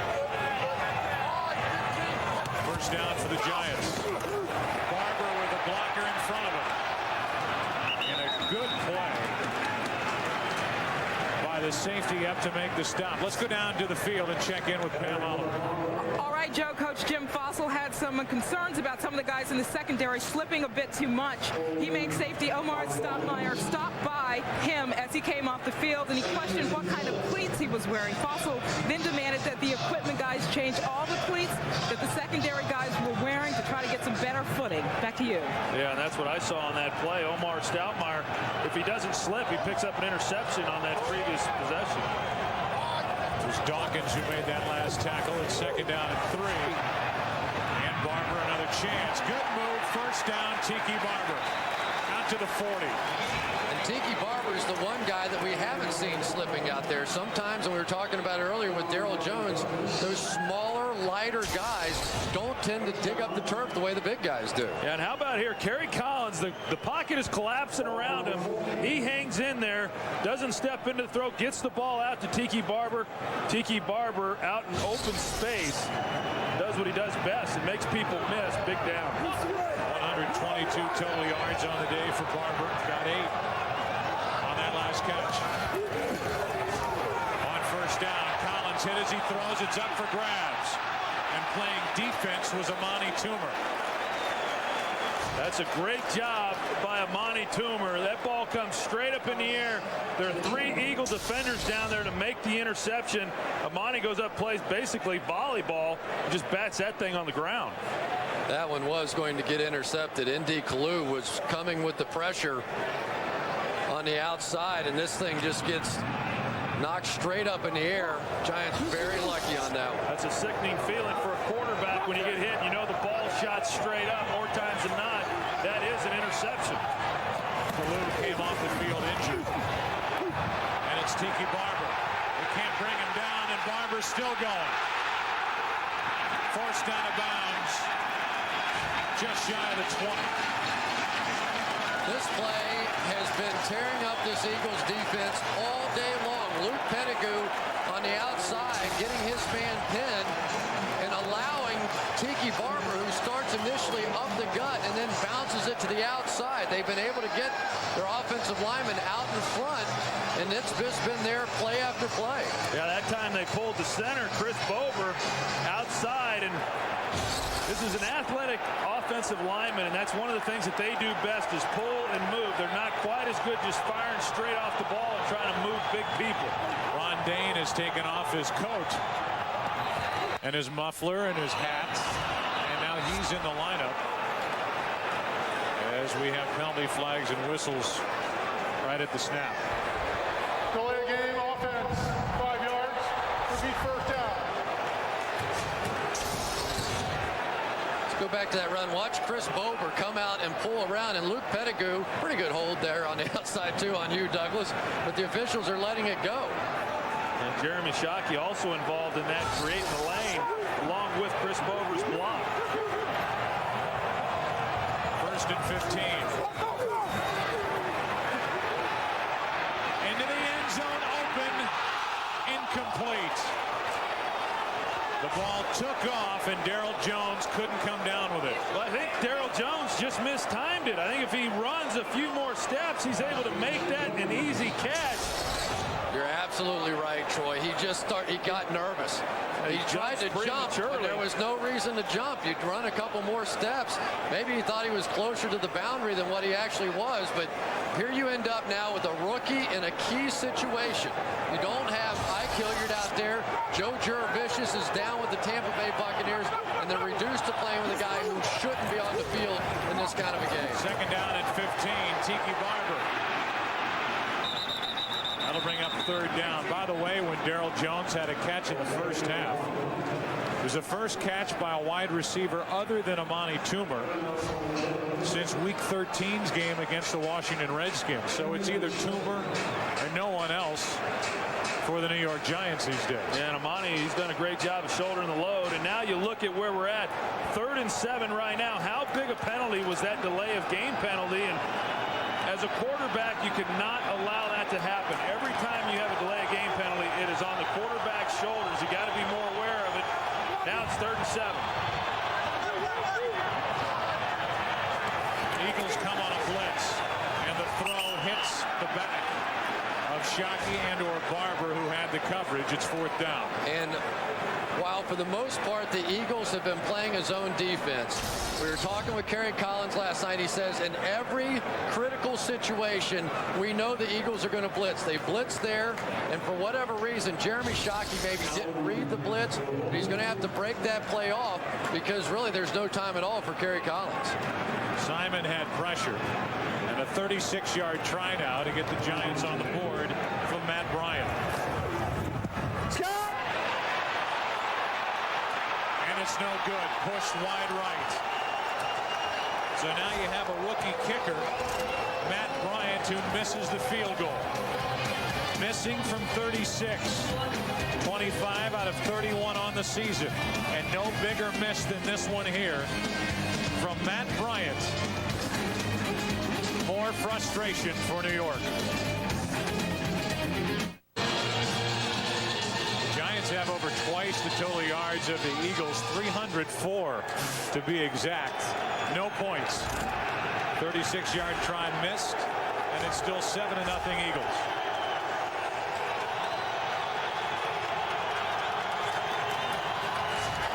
That's Deuce Staley.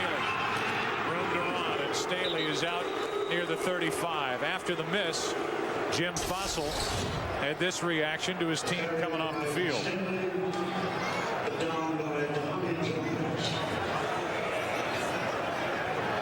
He's in no uncertain terms telling those guys to get off the field. One of the things the Eagles feel they can do is wear down this Giants defensive line because they don't do a lot of substituting. They feel like if they get them to the 4th quarter, they can just run it down their throat. 2nd down and 1. And brought down just shy of a 1st down. It was Deuce Staley. Tomorrow on America's #1 pregame show, JB, Terry, Howie, and Jimmy get you ready for kickoff. Let's find out who's named the Rookie of the Year, the MVP, and many more on the Terry Bradshaw Awards, the Terry Awards. And our own Jimmy Johnson sits down with Steve Spurrier to review his first year in the NFL. It all begins tomorrow at noon Eastern, 9 a.m. Pacific on Fox. It'll be exciting. The Eagles 1 for 7 on 3rd down. And a throw and a catch by Martin, the fullback. And he's got a 1st down as he falls forward to the 46.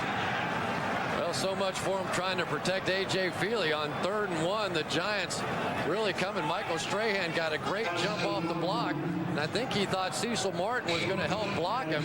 And instead, Cecil Martin just slipped past him and went out and just for a real quick, easy little pass. Looked like Sean Williams unable to make the cut back to stay with Martin. From their own 46. Leading by 7. Feely is going to dump it off on a screen. And Lemons had a ton of room but didn't have the football. And things are getting a little bit physical down on the lower part here. Will Peterson and Freddie Mitchell. Freddie Mitchell comes right off the ball, immediately starts blocking because of the screen. These two getting in it. Watch John Runyon just fall down on this screen pass. I don't think it was intentional. He just got tripped. Michael Strahan came in and got a good shot on Feely, but fortunately for him, it was a screen. Brett Favre imitation at the end. That's Levens, bounces it outside. And Dorsey's brought down just inside the Giant 49 by Strahan. Getting to be a pretty key part of the ball game right now for the Giants on the defensive side. They played a great game today, but they really need to force a punt right here and get the ball back to the offense without this field position changing too much.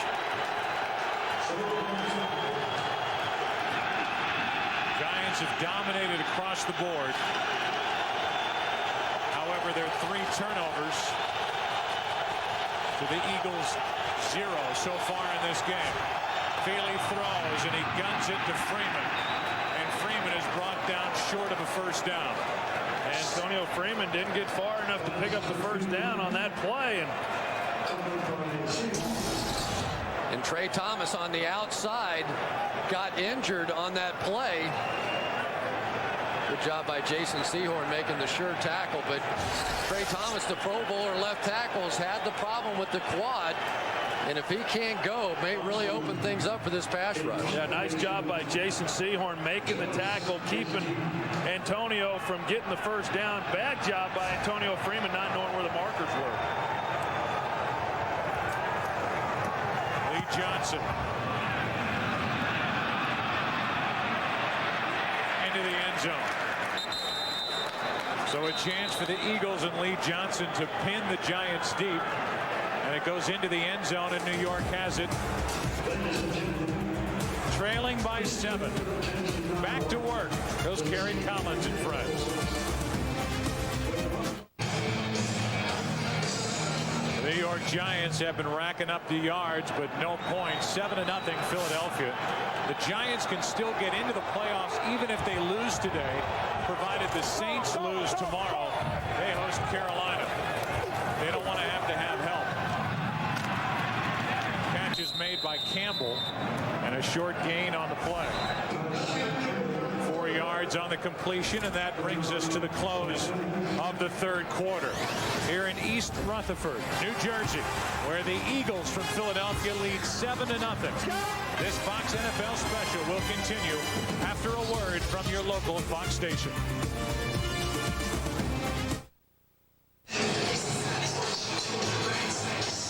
One of the last few generations of fans in this rivalry have been taught one history lesson after another. Teams of bygone eras, the Giants and Eagles matching up. This one's 7-0 after 3 quarters, and Collins off his back foot finds Tiki Barber, who's brought down 2 yards shy of a first down. Third down coming up. The miscues today. The interception by Michael Lewis. Then the touchdown that wasn't called back because of a hold on Rosenthal, if he called it best. And 2 fumbles by Tiki Barber, one in the red zone, one at midfield. Eventually the Giants got it back, but Bryant missed a 36-yard field goal try. I think the Eagles are developing a new young star in their safety, Michael Lewis. He's a guy that would have been a #1 pick, but for a heart condition, what a game he's had today. That's Shockey, first down. Emmons with a quick tackle, but not before Shockey picks up 5.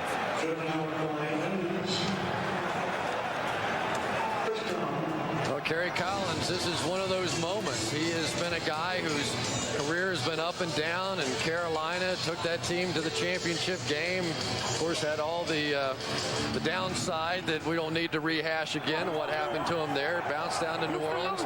But he really wants to establish himself in this league, and this is one of those situations that all falls on him now. On first down, it's a reverse to Shockey. Penalty flag as Shockey throws, and he overthrows Toomer. Penalty flag on the play.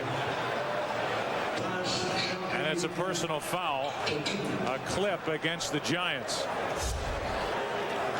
Well, I've been saving this play all week, obviously, and they bring it out. They're going to lose 15 yards. Foul, clipping, number 78, offense, 15 yards.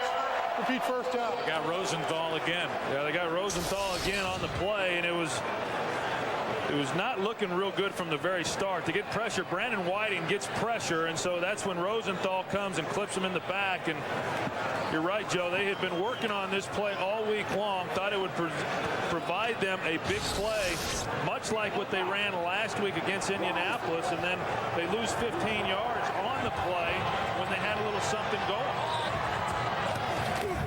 So it's first and 25. Collins, Shockey. How did he hang on to the ball after a hit by Lewis? Wow.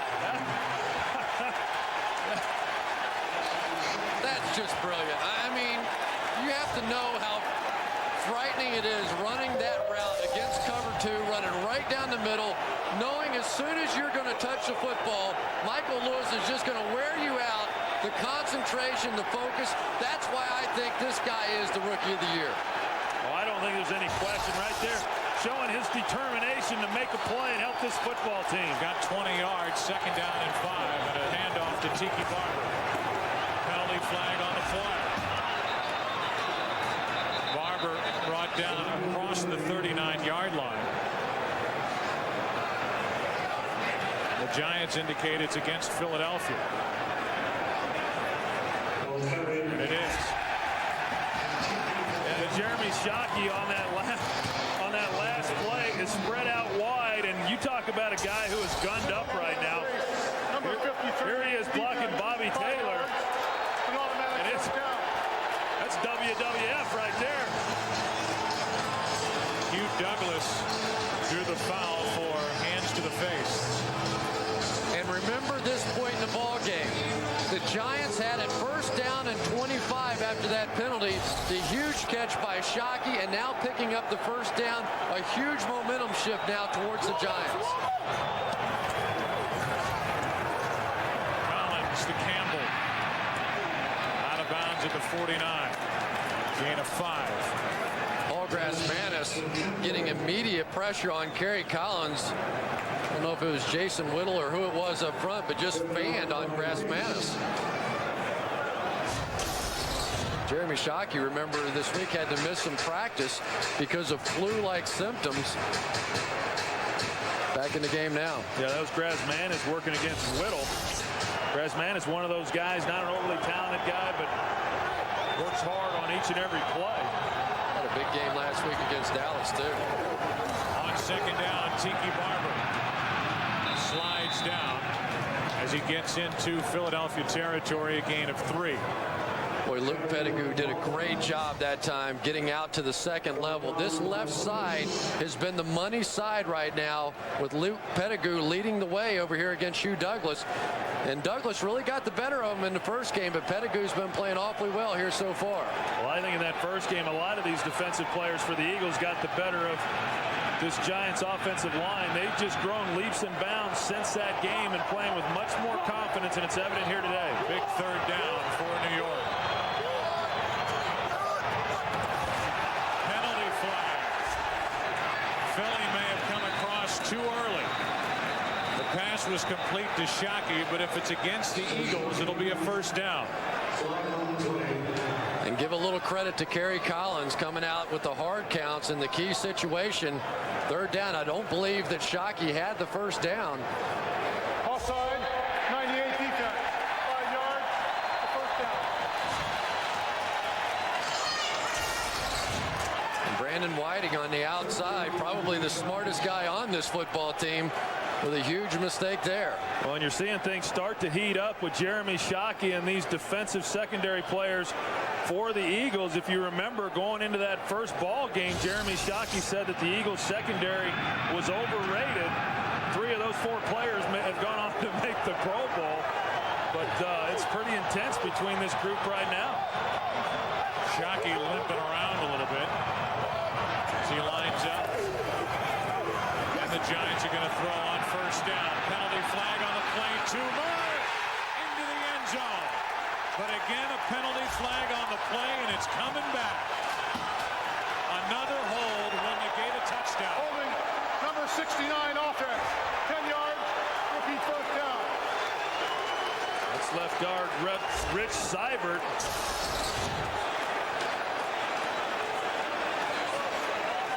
He's working against Darwin Walker. Darwin Walker, well, I didn't see the hold there either. That's 2 calls now on these offensive linemen that I don't know about. And then you got Amani Toomer going to the corner. Kerry makes a great throw up high, but all for naught. It's one of the things we've seen around the league is that they try and get the great receivers up on the safeties. There's absolutely no hold. That is the second touchdown now that these referees have taken away from the New York Giants on horrendous calls. One on Rosenthal. This one on Seibert. And now on first down, setting up a screen to Dane. Well, there will be a lot said behind closed doors and maybe even out in front of microphones about these 2 holding calls that have erased touchdowns for the New York Giants. Yeah, you just hate for a game of this magnitude to come down to some official calls, and unless it's just obvious and you know that that's what's occurred, I don't think you should be throwing flags out there in a game like this. Levon Kirkland is down and getting attention.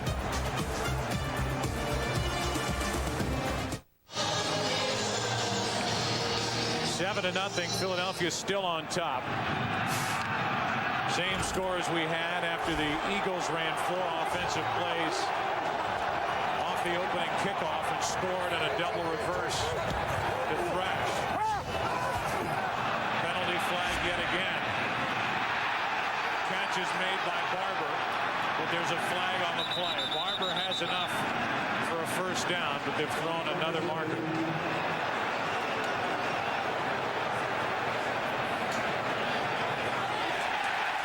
It's against Philadelphia. So that'll be a first down for the Giants after a 19-yard completion to Barber. Hands to the face. Number 80, defense. Penalties decline. First down. Well, it can't be 80. Probably 90, Simon. Well, on this last play, it was a 2-man route. Kerry Collins wanted to go down the field. Nothing there, but Tiki Barber comes out late. He's able to get the ball into his hands. Big first down. Once again, they've overcome a long down situation to get first down and 10. Tiki Barber waiting for a block. And a nice pickup on first down. Let's go back to the hold called on Seibert that erased the touchdown. See if there was any grabbing of the arm or the jersey as Darwin Walker starts to slip away. Is there a pull down? You know what? To me, this is championship caliber football, and typically the officials try and stay out of it. Was there a little? To me, that's a call you don't make. You just don't make that call in this game. I think what happens, sometimes these guys are slipping and it looks like a hold to the officials. On second down and 3, Barber has a first down. Down to the 9.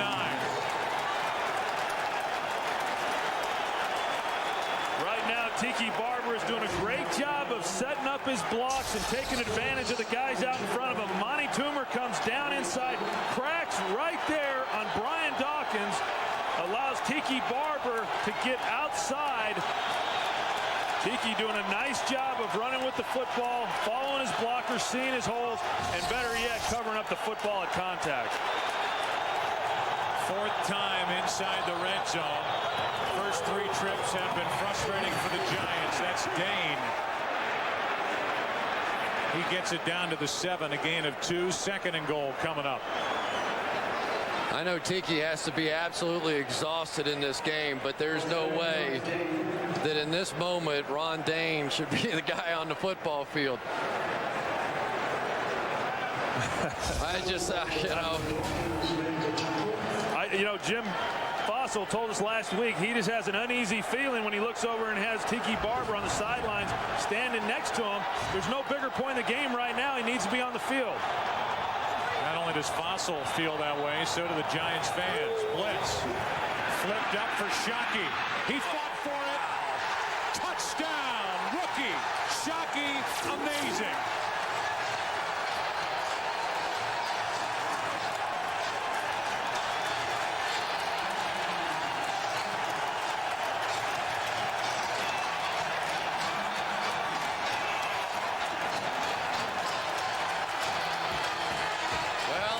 Any doubt before, there is no more. There is your rookie of the year, Jeremy Shockey. Brian Dawkins has the interception, has it right in his hands, and Shockey just takes it away from him.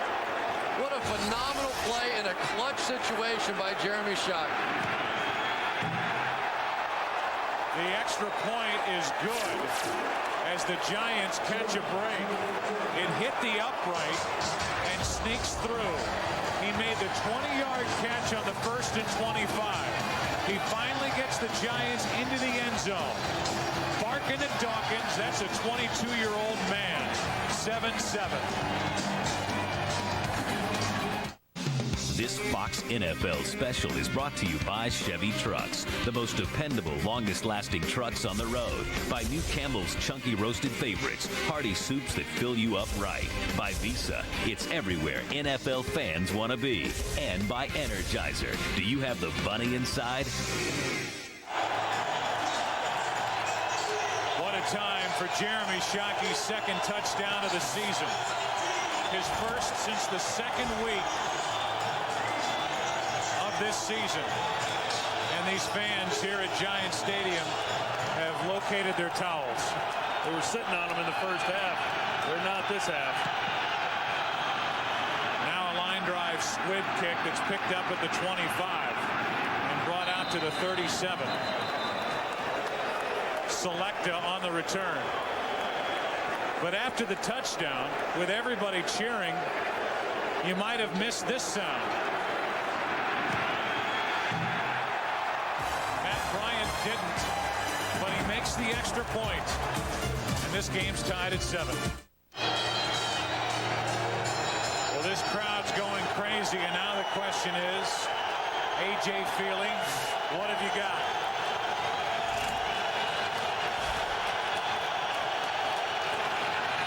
Staley. Good run by Deuce Staley as he crosses the 40. More exciting football, you would think, coming up from this stadium tomorrow. Brett Favre and the Packers, Chad Pennington and the Jets with playoff hopes still alive.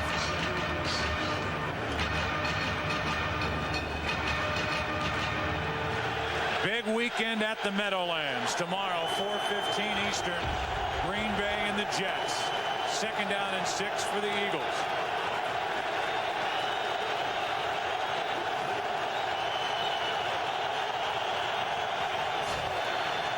A.J. Feely, what a throw and catch. Thomason. Penalty flag on the play as Thomason has a 1st down inside the Giant 45. Brandon Short was just all over Jeff Thomason. Play will stand. And somehow Feely squeezed it in there anyway. Number 53, defense, penalties decline, 1st down. There's Brandon Short, and watch him. He's just going to go out and grab Thomason, and Thomason's just going to make the catch anyway. Pretty confident throw in this situation, though, by A.J. Feely. Going into the wind are the Eagles with a 1st down at the Giant 42. Staley is hit and dropped in the backfield. Strahan first there and a loss of 1. And Jermaine Mayberry slipped coming out as he was supposed to kick out Michael Strahan. And once again, the field coming into play. As he pulls out, he slips and falls, and Strahan allows him to go right around the block and make the play.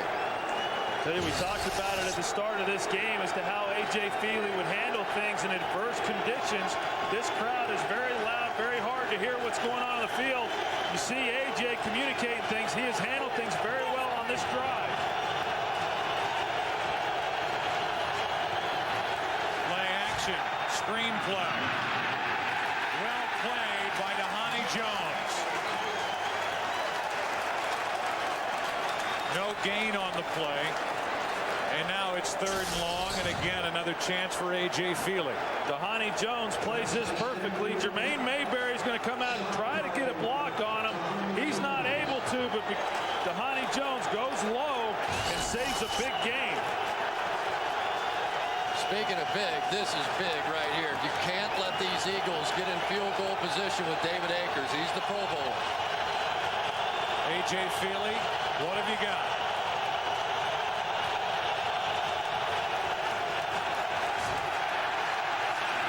Tipped, incomplete, and that was big Cornelius Griffin dropping back to get a hand on that throw. Cornelius Griffin in a zone blitz that time, falling right back under the throwing lanes. And anytime you have a young quarterback, Troy, like A.J. Feely, this is advanced work right here. Griffin's going to drop right back underneath the route and make the play. And it looked like he was going to Freddie Mitchell on the play, and he had him. No, excuse me, it's Antonio Freeman. He had him for the 1st down. What a play by Griffin. And now Lee Johnson. Good punt by Johnson. That ball's down to the 7. And in a 7-7 game with a ball at the 7. 5:17 left, and the Giants take over. This Fox NFL special is brought to you by XXX. Own it December 31st on DVD.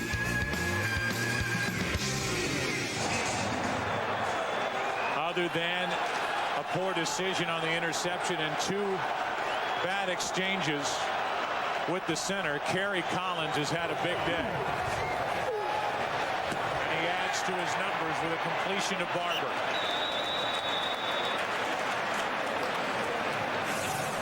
Kerry Collins has found Jeremy Shockey 10 times. And the amazing concentration for the 22-year-old rookie. On that hit, that was on a 1st and 25, good for 20 yards. And at the end of the drive, flip it up and let the rookie come down with it. And the amazing thing is his teammates say he practices just like that during the week. 2nd down and 3. Room to run for Barber. 1st down. Barber lost the football. And the Eagles have recovered.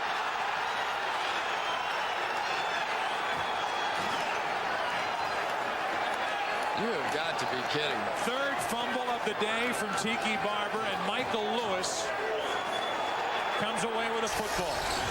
Well, let's see if anything hits down. Wrist, elbow, knee. That one is much closer than the other one. Yeah, and they didn't. Brian Dawkins is the one who came in and got it out. He leads the Eagles in forced fumbles, but he didn't even get his hand on the ball. That's a fumble again, and Brian Dawkins knocking that one out of the grasp of Tiki Barber. The runner fumbled the ball, was recovered by Philadelphia.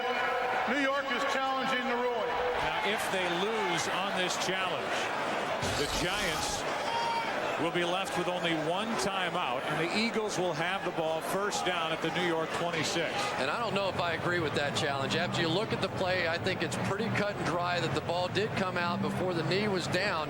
And now you have to look at this situation that when you get the football back, if you lose this challenge, you're going to be down to 1 timeout as you make the move for the final drive. Well, considering the fact that Tiki Barber had already had 2 fumbles in this game, the arm comes in on the shoulder, doesn't even get a hold of the ball. I'm not sure exactly why this ball came out to begin with, but the knee's down there. You see right here, the knee is down, and just where is the ball? The ball looks like it's starting to come out. I don't know that there's enough there to overturn the call. I thought when I saw this angle, it looked like the ball was out. Right there, it's out. That's out. That angle is, to me, is conclusive that the ball is moving well before the knee is down. Reviewing the play, the knee was still off the ground when the ball was loose. It is a recovered fumble by Philadelphia. New York is charged a timeout, and they are out of replay challenges. So all Barber can do, with 158 yards on 25 carries to his credit, is hang his head after his 3rd fumble. Yeah, that's a lonely feeling right there. Well, the hard part now is for Tiki Barber. He has to get his head back in the football game because they're going to get it back, and he's going to have to be a big part of that final drive.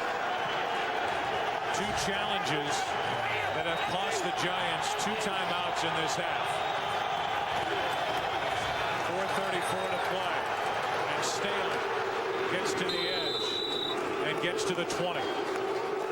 They mark him down just shy of the 19-yard line. And Staley doing a nice job of staying in bounds and keeping the clock running. Well, Troy, that really is the key, because now with only 1 timeout left for the Giants, if you can eat up a couple of 1st downs and take maybe a couple minutes off that clock, going to be awfully tough for the Giants, even if they do get it back. David Akers headed to the Pro Bowl, getting loose.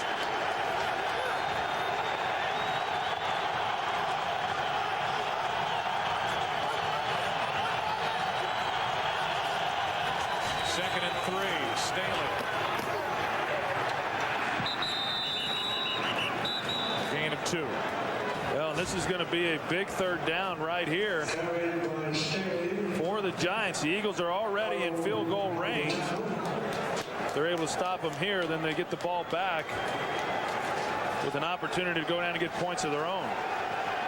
And right now for the Giants on defense, you really have no choice but to send the house in this situation, because I just don't think that Andy Reid would have the confidence in Feely to go play action here. You just have to assume run and blitz everybody. They do run with Staley. And Staley brought down right at the marker. Eagles indicating it's a first down, and if it is, with the clock continuing to run, and now they're going to stop the clock and bring the chains out to measure. That could be a crushing first down against this Giant defense, and a big one for the Eagles. And I'm surprised because the Giants didn't bring pressure there. They didn't bring their safeties up to try and make a play, and it cost them a first down. Tiki Barber could barely watch that last play.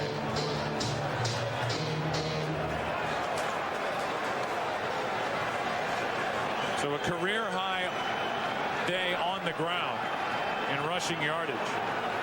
157 to be exact. But 3 fumbles.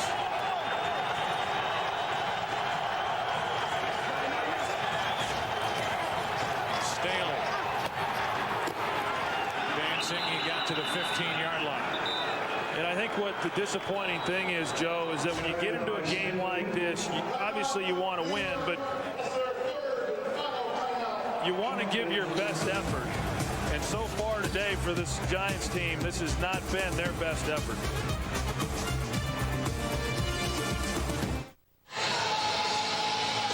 A couple of guys hanging their head on that Giants sideline. Barber with the 3 fumbles. Matt Bryant, the field goal kicker, who missed a 36-yarder. And with 2:23 remaining, the Giants have no more timeouts. Second down for Philadelphia. Staley gets to the 15. That's it. Barrow tripped him up. And as a professional athlete, I never feared getting hurt. What you fear is being embarrassed. And for Tiki Barber, there is no greater pain than what he's done to this football team and their chances to get in the playoffs. 2 minutes left in this game, and possibly in this season for the New York Giants, trying to win today to get into the playoffs. You can look at these statistics on the game summary. Another way to summarize it is it's looked like a preseason game in some respects for the Giants offensively, with mistakes and putting the ball on the ground, while the Eagles have not made mistakes today. A couple of drop passes, but they have not turned the ball over. Staley. That's going to bring up a 4th down as Barrow made another good play. And now it comes down to David Akers. And if you're wondering, inside of 40 yards this season, David Akers is 23 of 24. Only 1 miss out of 24 attempts from this distance. He has not had a field goal attempt blocked.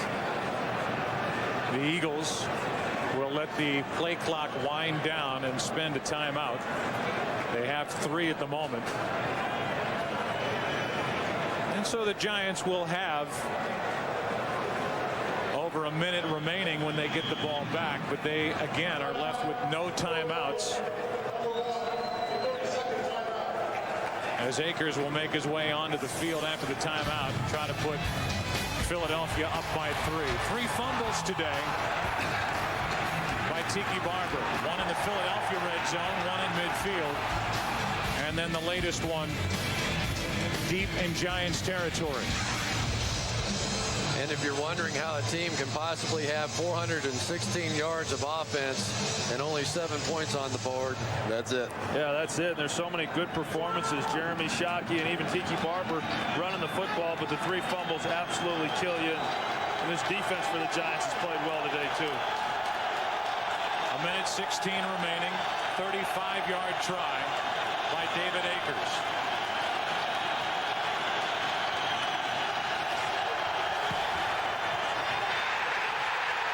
No good.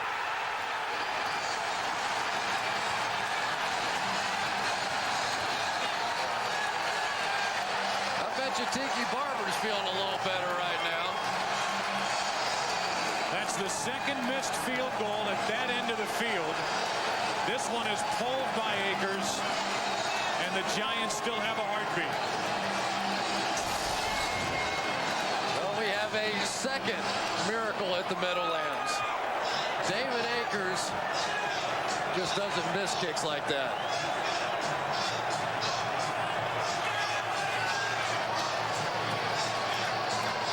The confident rookie shocked. Wow. I think everybody on that sidelines was shocked. As Cris pointed out, David Akers just does not miss from that range. The Jimmy Hoffa end of the field has been unkind to the field goal kickers, and Tiki Barber gets a reprieve. You know, now we're going the other way, and for the New York Giants, their kicker has to be a bit of a basket case right now, Matt Bryant. Not only did he miss the field goal and then doink the extra point. Well, they're wasting time right now at the line of scrimmage getting this call out. Like they were unprepared. Left with no timeout. Shockey is overthrown, and that'll stop the clock with 41 seconds remaining. Don't forget the miss by Matt Bryant. 36-yard try was pushed. But following the extra point that he banked in off the goalpost, his next kickoff was a shank.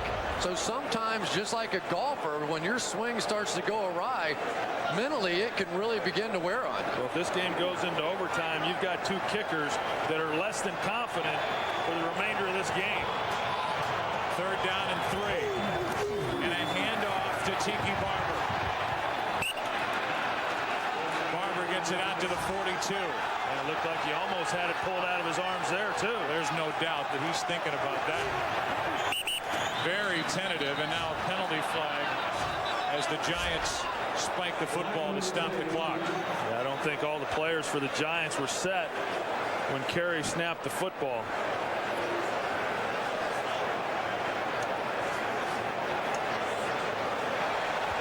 Start. Number 77 was not set when the ball was snapped. It's a 5-yard penalty. It also includes a 10-second runoff. Please set the clock to 17 seconds and start it on my signal. Because in essence, the penalty stopped the running clock. It's a 10-second runoff. Luke Pettigrew simply reshifted his foot right out here, and that was the penalty. This clock will start as soon as the official blows the whistle, so the Giants are up at the line trying to get everything out so they can hike it right after they start the clock.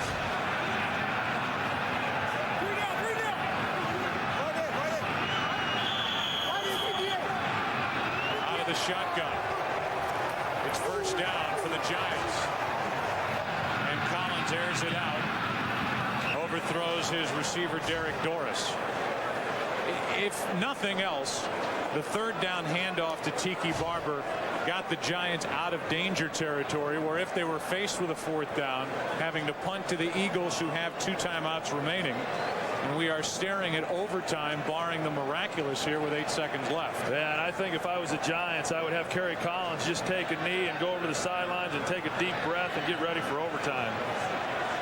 And it looks like they will do just that.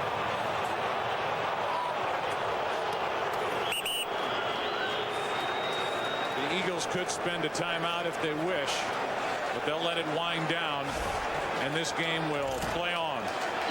The Giants hope to play on after this game, and the incredible season for Andy Reid and the Philadelphia Eagles, trying to win their 13th game for the first time in franchise history, will go to overtime. And we really haven't talked much about what this game means to the Philadelphia Eagles. Remember, if they win here today, they are assured home field advantage throughout the playoffs. If they lose and Green Bay wins tomorrow, then the championship game, if it holds true to form, would be in Green Bay instead of Philadelphia. And for all of us who have ever been to Green Bay this time of year, that is a major difference. That's why they haven't lost a home playoff game in franchise history. Yeah, and how about Andy Reid, just the way he continues to show his composure. We're going to play a sudden death overtime. First team to score will win the game. The timing of the game will be the same as the fourth quarter. First team to score wins. If nobody wins at the end of 15 minutes, the game will end in a tie. Each team will be allowed 2 team timeouts. Here we go. Philadelphia on here. Here's the coin again. Helmets are heads. Logos tails. What do you want? Heads is called. Heads it is. Philadelphia wants the ball. What do you go for? You want to go just the way you are? Good luck. So the Eagles win the all-important coin flip, and they will get the ball to start the overtime. It's 7-7 at Giant Stadium. And the Eagles will start the overtime with the football. Until Brian Mitchell got on this squad and he turned them into a great unit. You see Bryant slipping on the kickoff, starting from their own 45.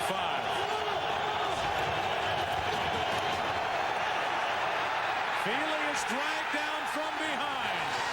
Kenny Holmes with his biggest sack of the year. Well, A.J. Feely just getting a little too comfortable in the pocket. There's got to be a little timer that goes off in your head, letting you know you got to get rid of the ball. He hangs in there. Kenny Holmes drags him down by the back of his shoulder pads. But look at all this room, Troy, to step up, and instead he moves to his left. He just panicked a little bit. The protection was there. He just tried to escape. 4 wide receiver set as Feely throws, and it's Mitchell out to midfield. It'll be a 3rd down and 5 for the Eagles. Well, they make it a manageable 3rd down situation. On the day, the Eagles are only 3 of 12 on 3rd down conversions, but they pick up enough yards there to where at least they're 3rd and 5, and the distance is somewhat manageable. What a chance for the young A.J. Feely. Let's see if they come after him with the blitz. Empty backfield.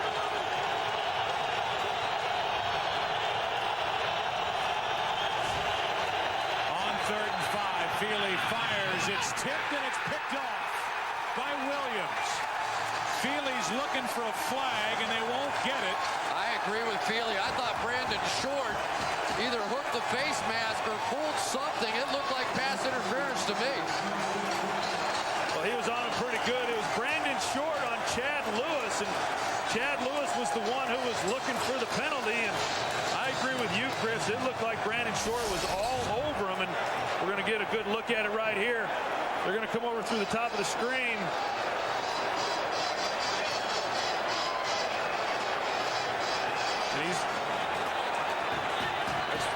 It's pretty doggone close. I mean, you can't hook a guy like that when he's trying to move to his right for the football. Tiki Barber tiptoeing to his right. A nice gain on 1st down as he crosses the 40. And now they throw a flag. Here's the interception by Williams, his 2nd of the season. And we'll see what they call here on the sideline. Well, there he is, Mr. Window Dressing, having the presence of mind against a veteran like Troy Vincent to stand there, throw his arms up in the air, and not retaliate. You wonder if they're going to flag Vincent or if they're going to pick up the flag. And they're going to flag Vincent. And that is a huge penalty. Unsportsmanlike conduct, number 23, defense, 15 yards, 1st down.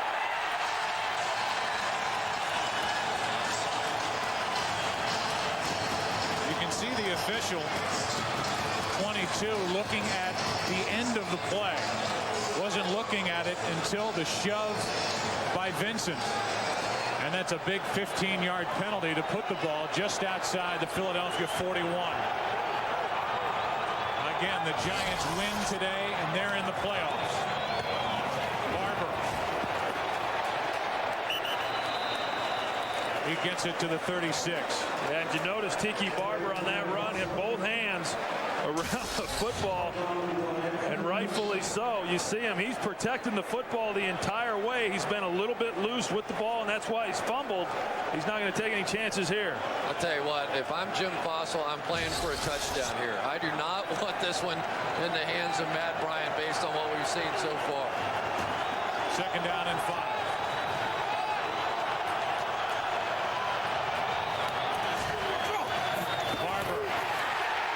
Down and more. A career-high day on the ground and a reprieve as this game is headed to overtime. 3 fumbles and and it may not matter.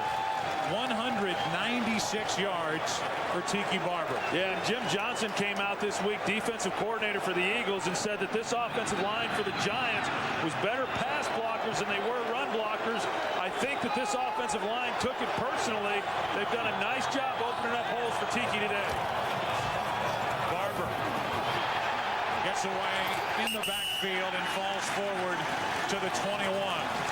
Well, I'm going to tell you what, Tiki Barber, a veteran player, has just shown the biggest heart in the world out here today. He's absolutely exhausted. You can see that.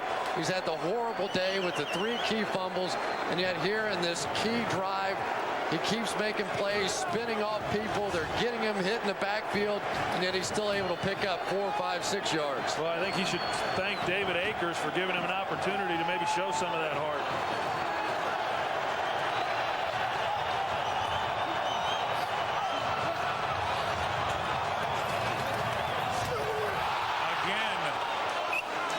The ball ends up on the ground, and Barber falls on top of it. I'll tell you what, this offense under Jim Fossil, when he took over calling plays, has prided themselves on executing, and that it looked like Kerry Collins on the exchange put the ball in Tiki Barber's chest. Well, you saw Tiki get up and say, it's on me, and if he'd have lost the 4th one, he had a suicide watch for Tiki Barber. Well, it's 3rd down and 7. The Giants are inside field goal range, and they toss to Barber. He gets it to the 21, just shy of the 21, and it will be Matt Bryant coming onto the field to try and win it. If the Giants win, they're in the playoffs. Even if the Eagles lose, if Green Bay loses tomorrow here to the Jets, they'll still have home field advantage.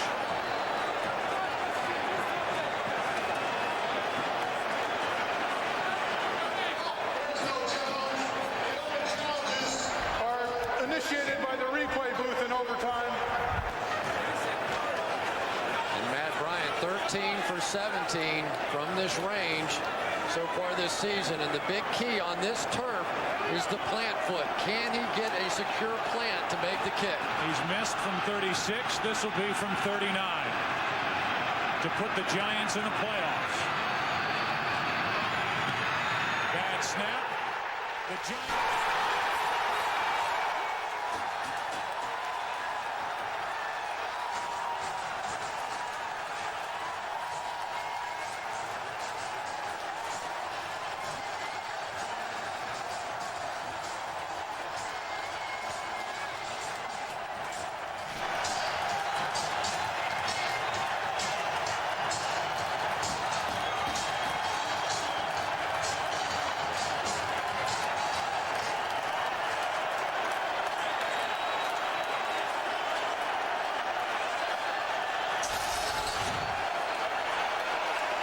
Good job by the holder, Matt Allen, to take the snap off his hip and get it down. And give a lot of credit to Matt Bryant. Here's a guy that was just having an awfully tough day. The missed field goal, barely made the extra point, and with the season in the balance, Matt Bryant drills it right down the middle.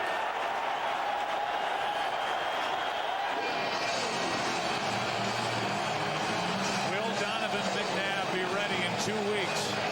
Will the Eagles still end up with home field advantage in the playoffs? The Giants are in right now as the number 6 seed. Let's go down to the field and check in with Pam Oliver. As Tiki Barber wipes his eyes, tears of relief, joy, what? Everything. You know, this was a tough game for me. Put up a lot of yardage, but I put it on the ground 3 times and put ourselves in jeopardy too often. But we fought together, we stuck together, and it feels awesome that we were able to move it down and get this field going. We're going in the playoffs. It's beautiful. But you know what? In the end, the ball was in your hands. You did a great job to get them in field goal position. Coach Studisville told me, we need you. We've rode you all year.